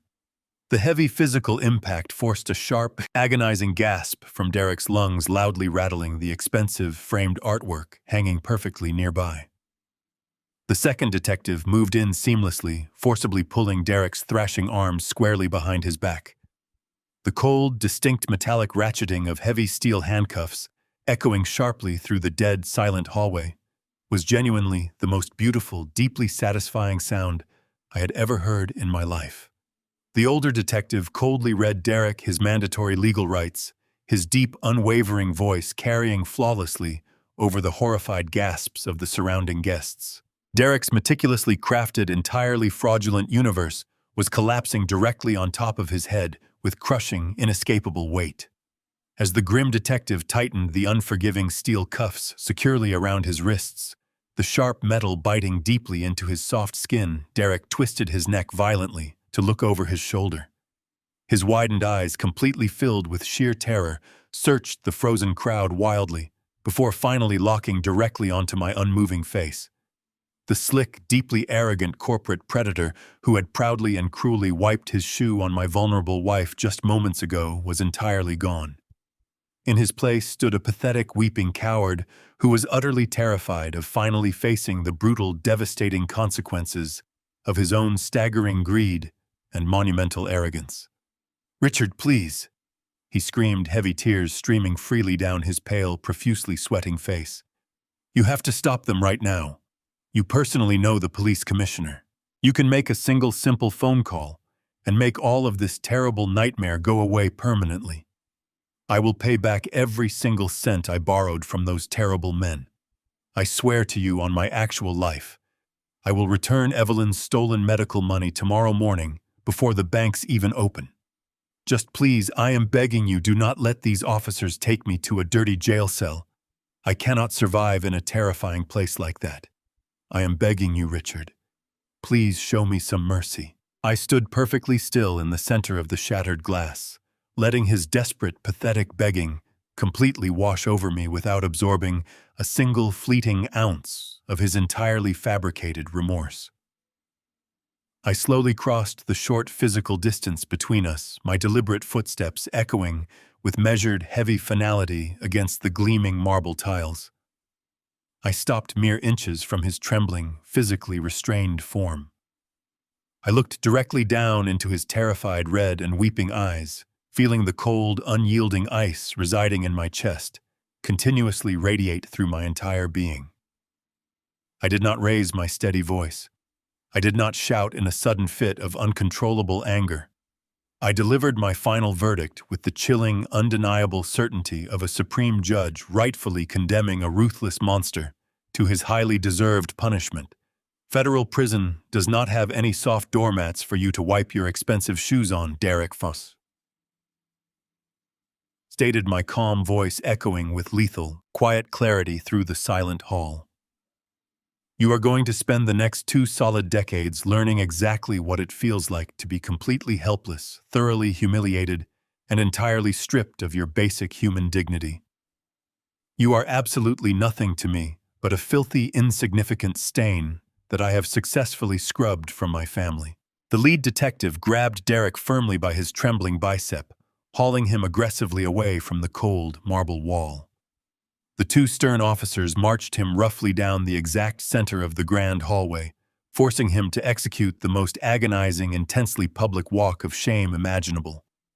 The gathered wealthy investors, the immensely powerful men and women who had been mere minutes away from foolishly handing him millions of their hard-earned dollars, parted silently to let the authorities pass. They watched with absolute unshielded disgust as the supposedly brilliant, untouchable financial manager was paraded right out of his own lavish gala in tears, dragging his feet like a completely defeated, broken animal. Derek wept openly and loudly, his chin resting heavily on his chest, utterly and permanently destroyed in front of his elite, highly judgmental peers. The oak front doors slammed heavily shut behind them, sealing his dark, miserable fate completely. As the flashing red and blue strobe lights of the waiting police cruisers brightly illuminated the frosted window panes of the foyer, a sudden frantic movement caught my immediate attention. Harper, still kneeling miserably on the cold marble floor, in her totally ruined scarlet evening gown, scrambled desperately to her bare feet. She lunged forward with blind, panicked momentum and forcefully grabbed the thick lapels of my dark wool coat. Her flawless, expensive makeup was completely destroyed by her continuous tears, and her wide eyes burned with a manic, purely selfish, and entirely unrepentant hysteria. "You completely ruined my entire life," she shrieked, her raw voice tearing painfully at her own throat. "How am I supposed to pay the massive monthly mortgage for this huge house without his income? Where am I supposed to go now that you have destroyed everything I worked for?" I looked down at her pale, trembling, entirely selfish face, feeling absolutely nothing inside but a cold, profound, and permanent emptiness. I slowly raised my hands and began to firmly remove her shaking fingers from my coat. I peeled her fingers back, feeling the desperate strength of a woman watching her fabricated reality crumble. I pushed her hands away and took a deliberate step backward, creating a vast emotional chasm between us. Through the glass panes, the chaotic strobe of red and blue police lights washed over the pristine marble floor, casting distorted shadows across the walls. The sirens wailed as the cruisers pulled away, carrying the disgraced architect of her fraudulent life down the driveway. Within minutes, the deafening noise faded into the freezing night, leaving behind a suffocating silence. The sprawling estate, which had been vibrating with the chatter of wealthy investors just an hour ago, was now hollow. The prominent guests had fled the premises with breathtaking speed, scrambling to their luxury vehicles the moment the federal detectives produced their steel handcuffs. They vanished into the dark, leaving the foyer completely deserted. Just the four of us remained in the cavernous space.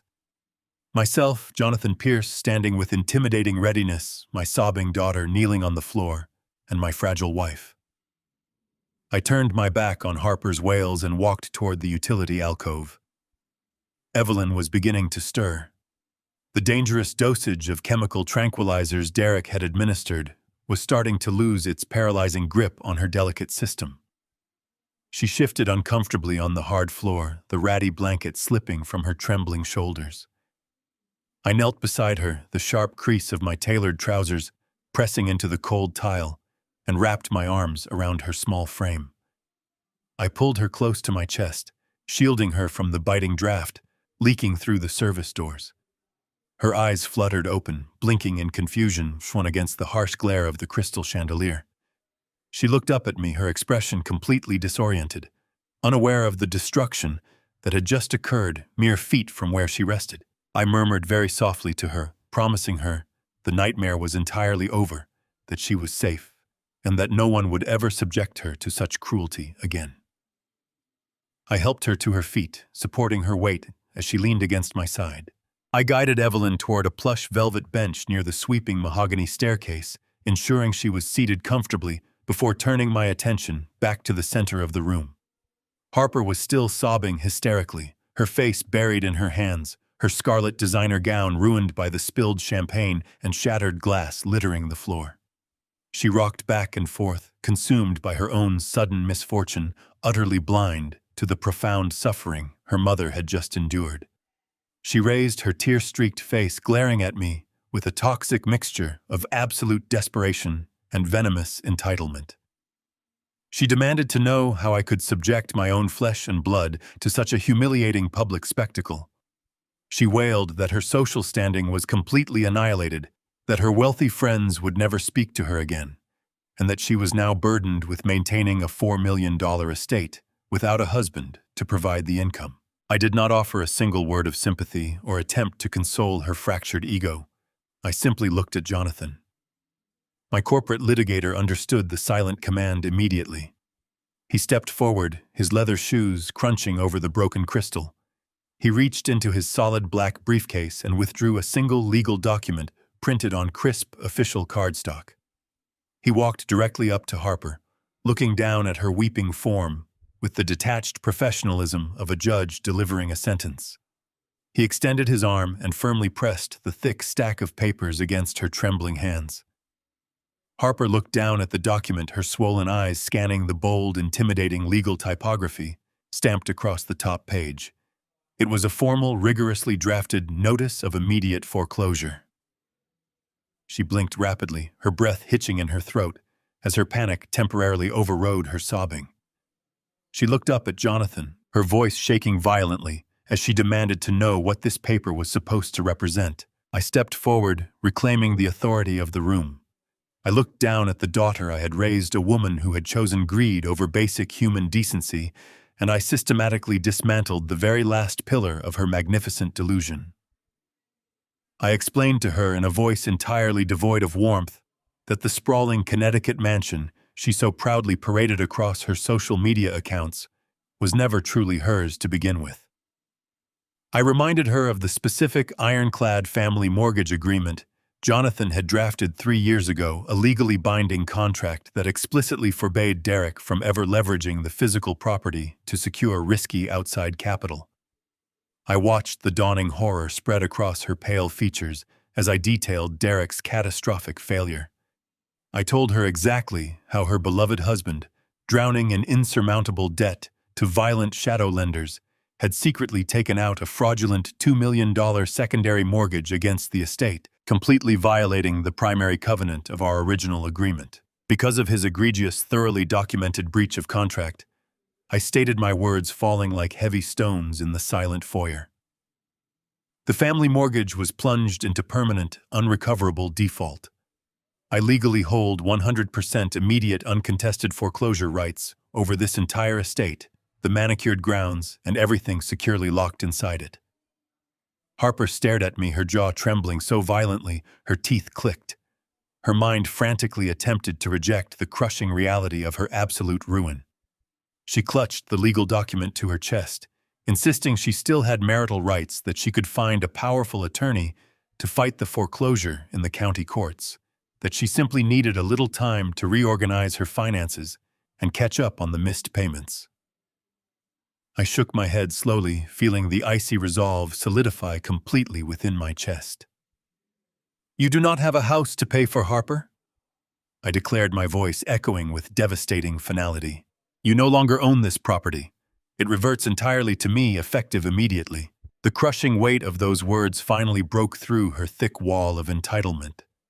The realization that she was stripped of her wealth, her status, and her luxurious home hit her with the force of a speeding freight train. Harper let out a raw, deafening scream of pure agony. She scrambled backward on the marble floor, her voice rising into a frantic, high-pitched shriek. She demanded I grant her at least a full week to pack her extensive designer wardrobe, arrange for professional movers, and secure a hotel suite in the city. She insisted that she could not possibly process this massive trauma in a single night, begging for a tiny shred of paternal leniency. I did not engage with her chaotic, screaming demands. I raised my left arm, pulling back the cuff of my dark wool coat, and calmly checked the glowing face of my gold watch. I looked back down at her weeping, broken form. "You have exactly 30 minutes to pack one single suitcase," I instructed quietly. "After that, my private security team is changing every lock on the premises. If you are still inside when that happens, you will be promptly arrested for criminal trespassing." Jonathan Pierce stepped forward immediately, standing between my trembling daughter and me as an impenetrable physical barrier. He silently pointed his expensive pen toward the sweeping grand staircase, a cold and wordless command for Harper to begin her humiliating departure. She let out another ragged, breathy sob, turning on her heel and stumbling clumsily up the carpeted steps like a broken, defeated child. I did not waste another fraction of a second watching her miserable ascent. My entire focus, my absolute and unwavering devotion, snapped directly back to the fragile woman sitting on the velvet bench. I stepped away from the scattered glass and knelt slowly onto the hard marble floor directly in front of Evelyn.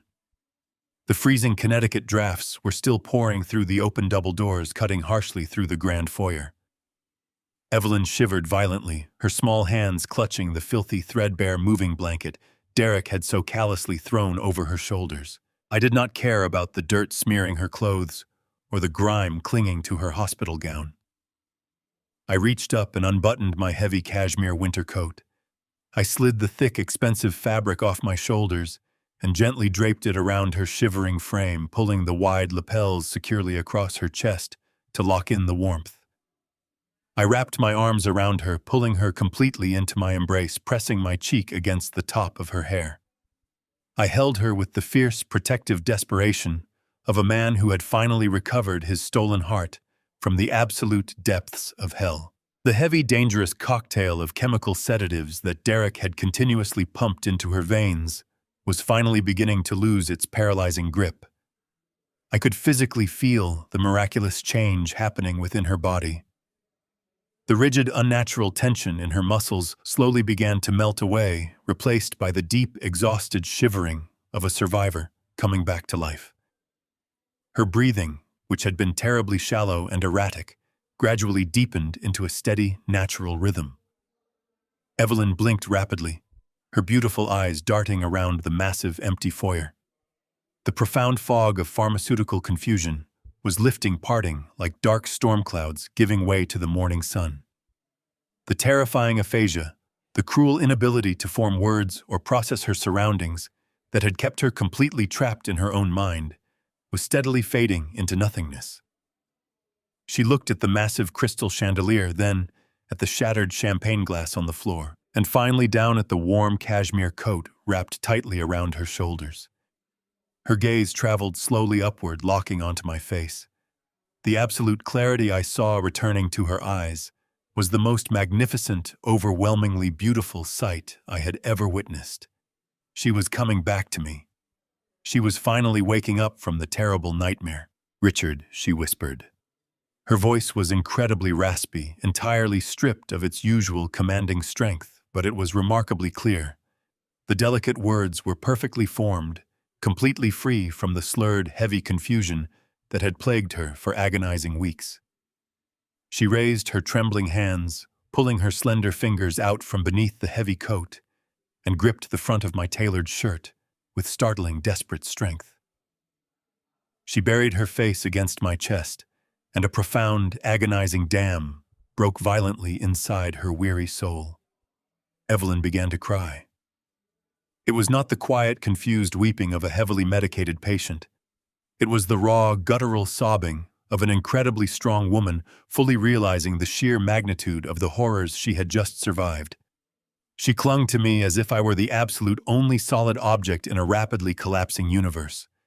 Between her heavy, gasping sobs, the horrific truth began to spill rapidly from her lips. She detailed the absolute psychological torture they had ruthlessly subjected her to every single day behind closed doors. She told me how Derek would stand over her bed, waving those fraudulent legal documents directly in her face, taunting her with the terrifying promise that I would never come to save her.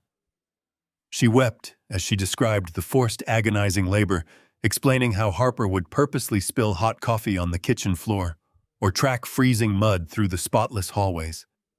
They physically forced Evelyn to scrub the tiles on her hands and knees until her fragile joints burned with excruciating, radiating pain. My blood turned to absolute ice as she continued her devastating confession. She told me how they had deliberately and methodically starved her, restricting her daily meals to nothing more than a few miserable pieces of dry toast and small cups of tepid tap water. They wanted to keep her completely weak, physically fragile, and entirely dependent on their twisted mercy, so she could never summon the necessary strength to fight back or plan an escape. They had actively turned this sprawling, magnificent $4 million estate into a private, hidden torture chamber. They maliciously locked her in the cold, unheated service corridors whenever wealthy guests arrived, so absolutely no one would ever witness their monstrous, ongoing abuse. Every single word she spoke felt like a jagged, rusty knife twisting violently in my gut. I held her tighter, silently vowing to the heavens that I would spend the absolute rest of my life making sure Derek Lawson never saw the outside of a federal penitentiary cell.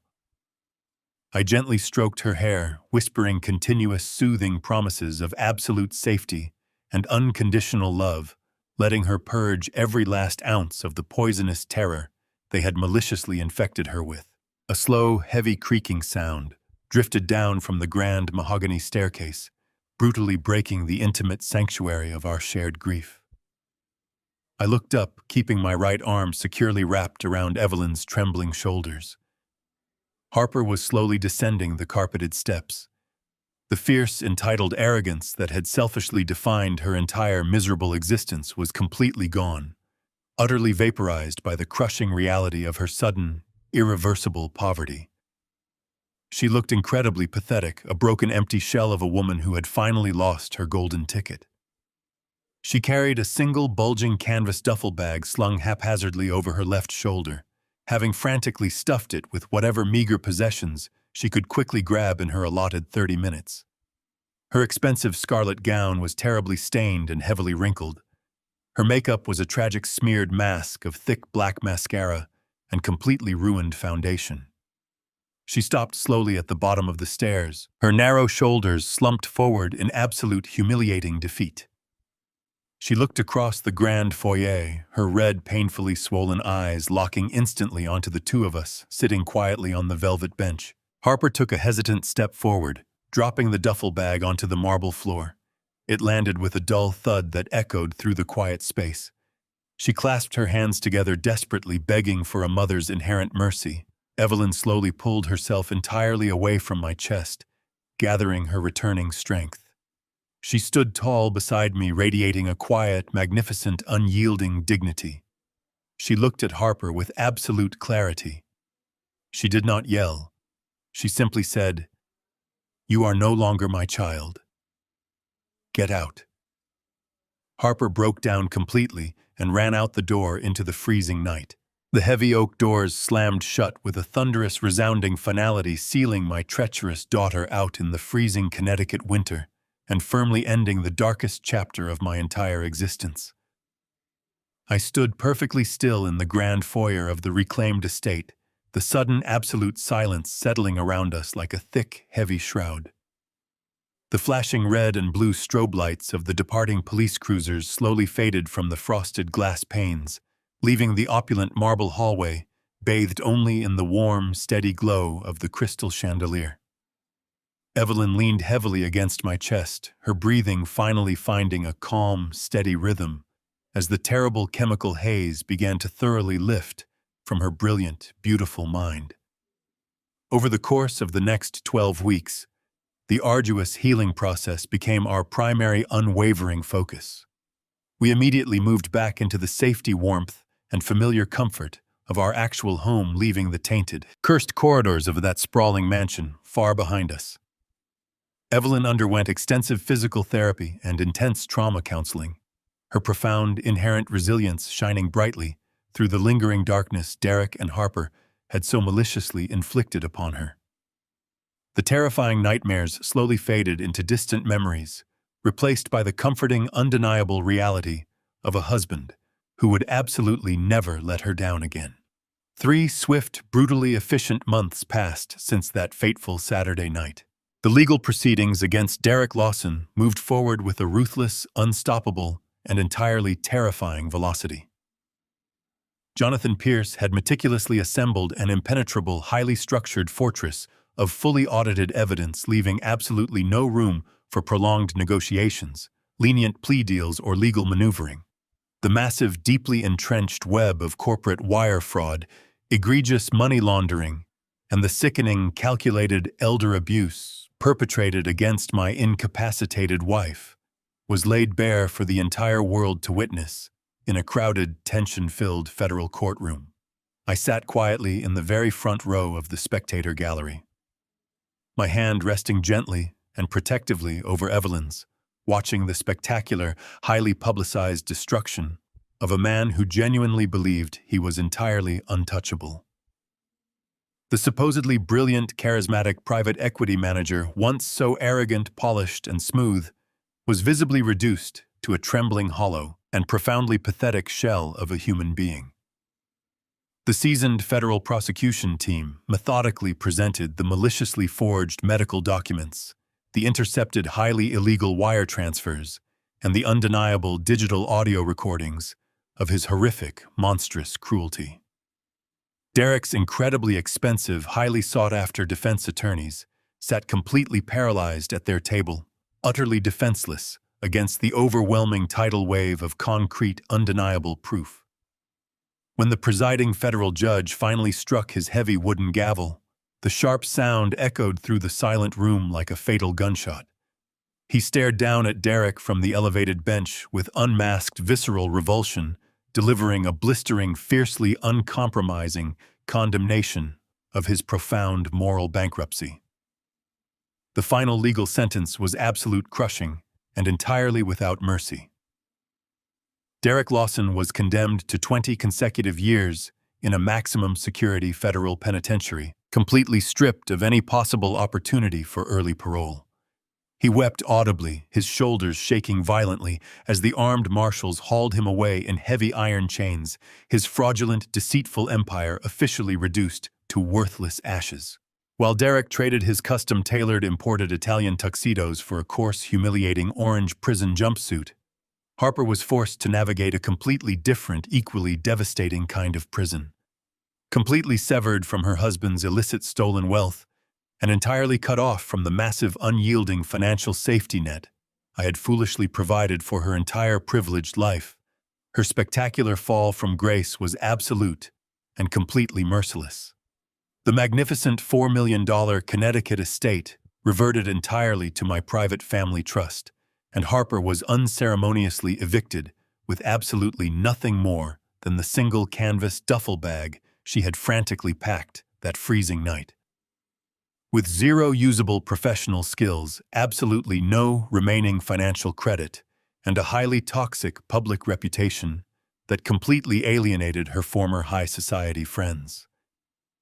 She was forcefully pushed into a grim, deeply unforgiving reality.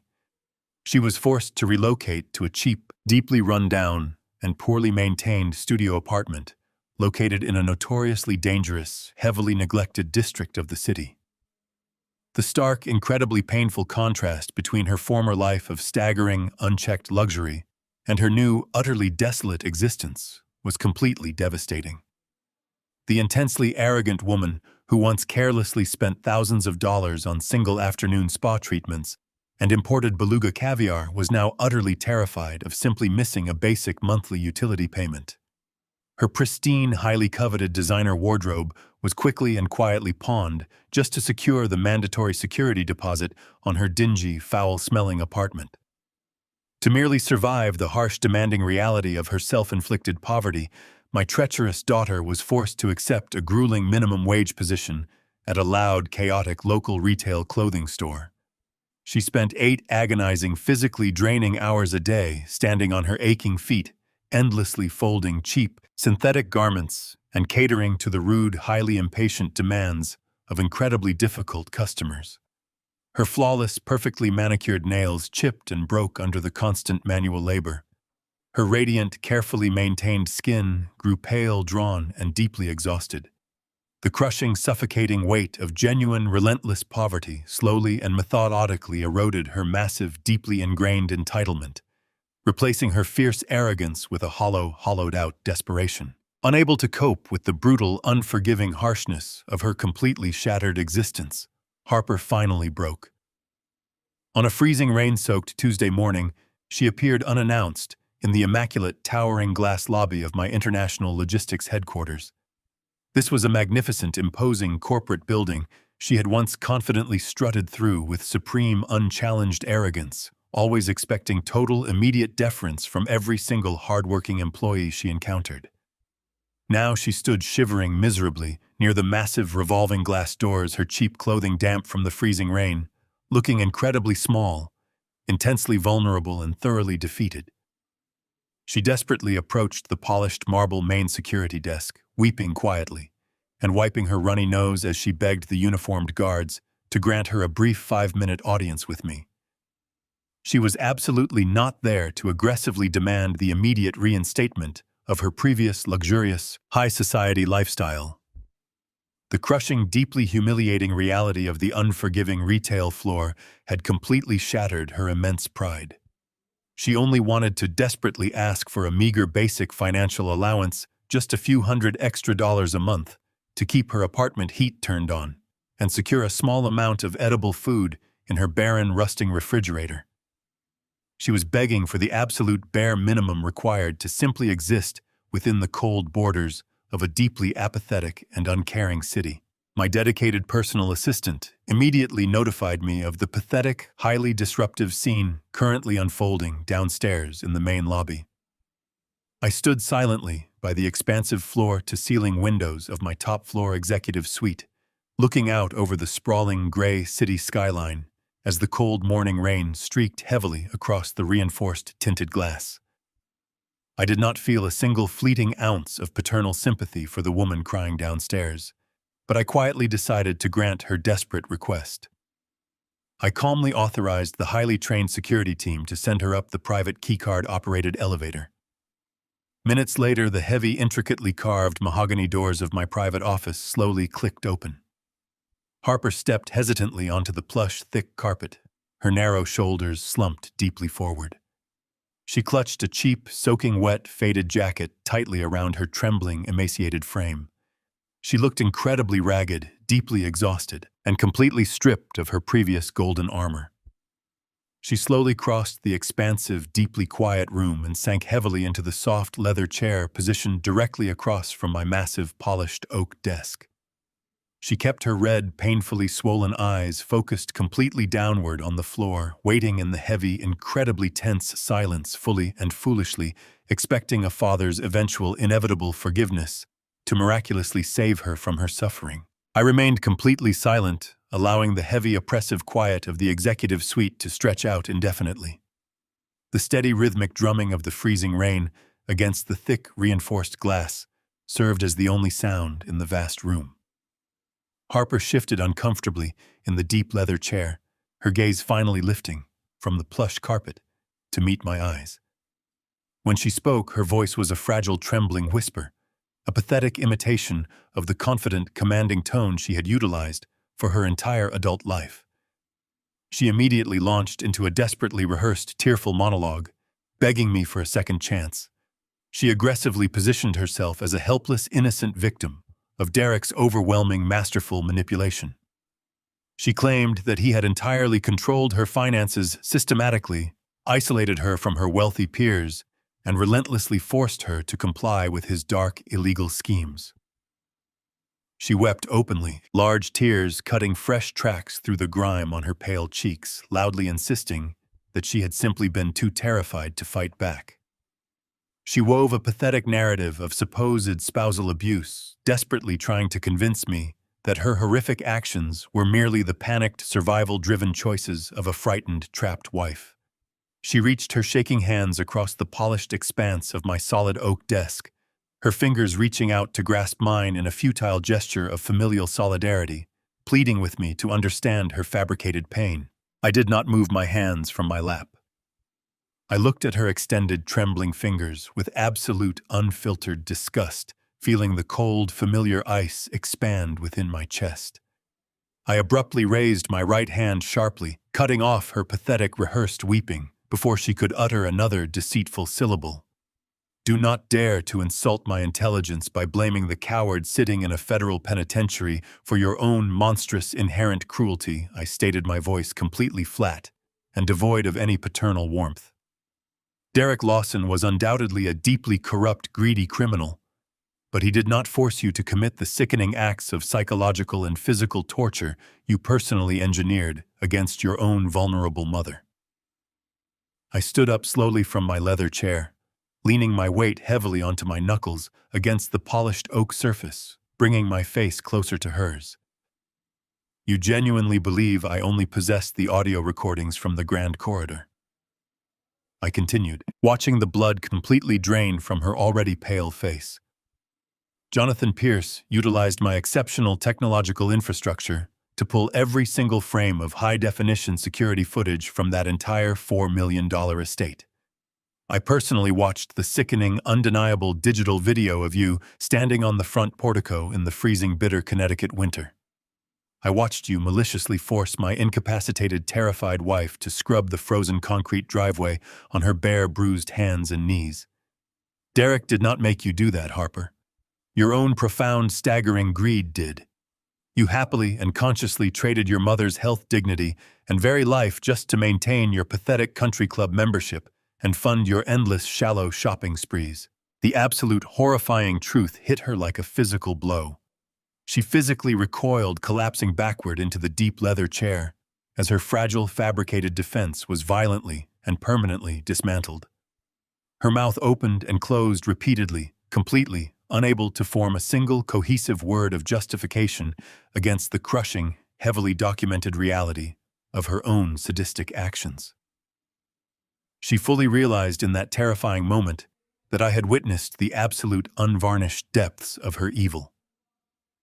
I turned away from her trembling form and opened the heavy, secure lower drawer of my oak desk. I carefully withdrew a thick, professionally bound legal folio, its pristine pages secured with heavy brass brackets. I tossed the substantial document directly onto the center of the desk.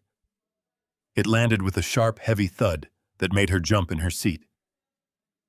"This is a fully executed notarized copy of my newly revised will and comprehensive family trust," I explained, my voice ringing with total, unyielding finality. Jonathan Pierce and a team of exceptional corporate attorneys spent the last 3 months restructuring every single facet of my massive financial empire. I explicitly demanded that your specific name be permanently legally removed from every existing account, property deed, and future dividend allocation.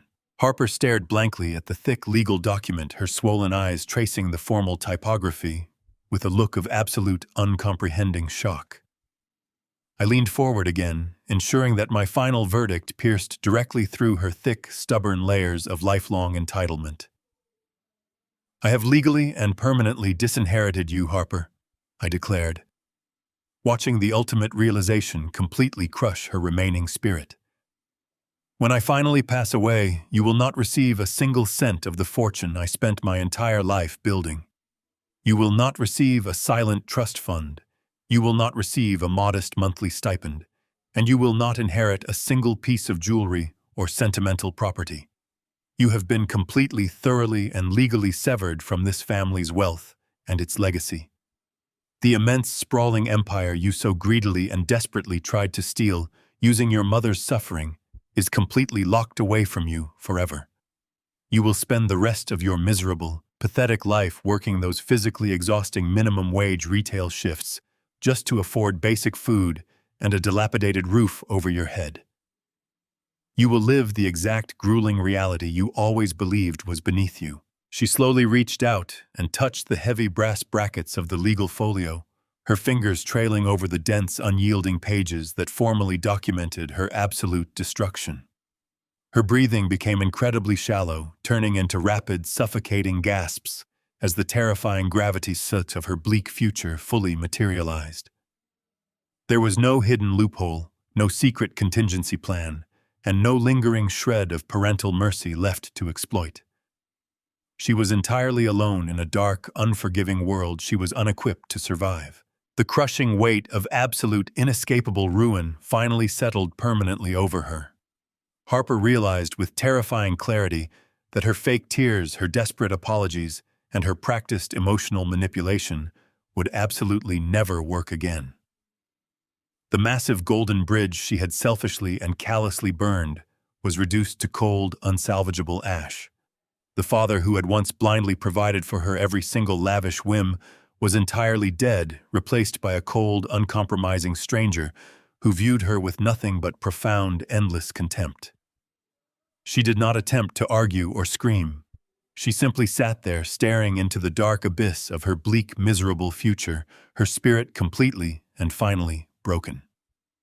I reached a steady finger toward the sleek electronic console resting on the corner of my desk and firmly pressed the glowing silver intercom button. "Security," I instructed calmly, my resonant voice projecting clearly into the silent room. "Please come up and escort my guest out of the building. She will not be returning under any circumstances." Harper slowly pushed herself out of the leather chair, her entire body trembling violently, with silent, defeated sobs.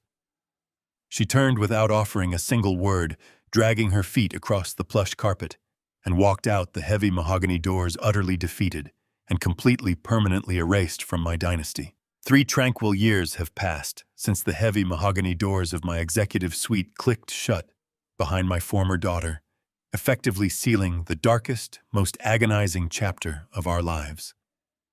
Evelyn and I now spend our late afternoons sitting together on the expansive, sunlit stone patio of our beautiful, deeply peaceful estate. The horrific shadows of her past torment have been completely banished by the gentle golden light of our reclaimed sanctuary.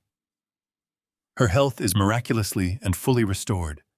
Her brilliant mind is sharper than it has ever been, completely free from the chemical chains that once bound her. We watch the vibrant, manicured gardens bloom, finding profound comfort in the simple, quiet, steady rhythm of our daily routine. I officially retired from my international logistics company last spring. I did not pass the massive, lucrative reins of my lifelong enterprise down to anyone sharing my bloodline. Instead, I proudly handed complete executive control over to a dedicated, highly vetted board of incredibly loyal, fiercely intelligent executives who had spent decades proving their unwavering integrity. It was the most liberating business decision I ever executed. These exceptional men and women treat the corporate vision with profound respect, ensuring that the sprawling financial empire I painstakingly built from absolutely nothing continues to thrive and expand without the poisonous influence of unearned entitlement. Furthermore, we systematically liquidated a vast portion of our personal assets to establish a massive, fully endowed philanthropic organization. We proudly named it the Evelyn Pierce Foundation. Its primary unyielding mission is to provide immediate, comprehensive legal and financial protection for vulnerable elderly individuals who have been ruthlessly exploited, neglected, or abused by their own greedy family members. We ensure that no one else will ever have to silently endure the terrifying, suffocating nightmare my beloved wife survived. Our expansive foundation employs a ruthless, highly trained team of aggressive corporate attorneys, skilled private investigators, and dedicated trauma counselors. They proactively dismantle abusive family structures with the exact same merciless efficiency I utilized to permanently crush his fraudulent universe. Sitting here beside Evelyn, holding her warm hand as the cool evening breeze sweeps across the patio, I frequently reflect on the harsh, incredibly bitter truths I was forced to learn. I realize now with absolute certainty that sharing blood does not guarantee a single ounce of loyalty, and immense wealth is ultimately the most ruthless, devastating test of genuine human character. Money strips away the polite facades and violently exposes the raw, authentic greed festering underneath. I lost my only daughter to that terrible, consuming darkness. I watched her completely surrender her moral compass for a fleeting taste of stolen luxury and unearned status. She willingly chose to trade her own mother's precious existence simply to comfortably maintain a superficial country club membership and impress a circle of shallow, incredibly toxic peers who ultimately abandoned her the very second her stolen funds completely evaporated. However, in making the agonizing decision to permanently sever that toxic bond, I saved the woman I love more than life itself. I successfully protected my life's work from being pillaged, and most importantly, I reclaimed my own personal dignity. My conscience is entirely clear. Evelyn gently squeezes my fingers with reassuring, steady warmth, pulling my thoughts back to the present moment. She raises her crystal glass of freshly iced sweet tea, her eyes shining with pure, absolute, unfiltered joy. I raise my own glass, the delicate rims meeting with a soft, melodic clink that rings clearly through the tranquil evening air. We sit back and watch the magnificent fiery sunset beautifully paint the expansive Connecticut sky in brilliant shades of orange and purple. We are now finally and completely free, completely untouched by the ruthless, calculating vultures that once circled so closely around our lives, ready to spend the rest of our days wrapped in the profound, unbreakable peace we fought so fiercely to secure. Sometimes the hardest truth to accept is that the most dangerous monsters in our entire lives are not terrifying strangers hiding in the dark shadows. They are the familiar people sitting comfortably at our own dinner tables. Unconditional wealth and boundless generosity should never become a convenient excuse for enduring sickening abuse. If you give someone absolutely everything, and they ruthlessly repay you with extreme cruelty, you must summon the immense courage to take it all back permanently.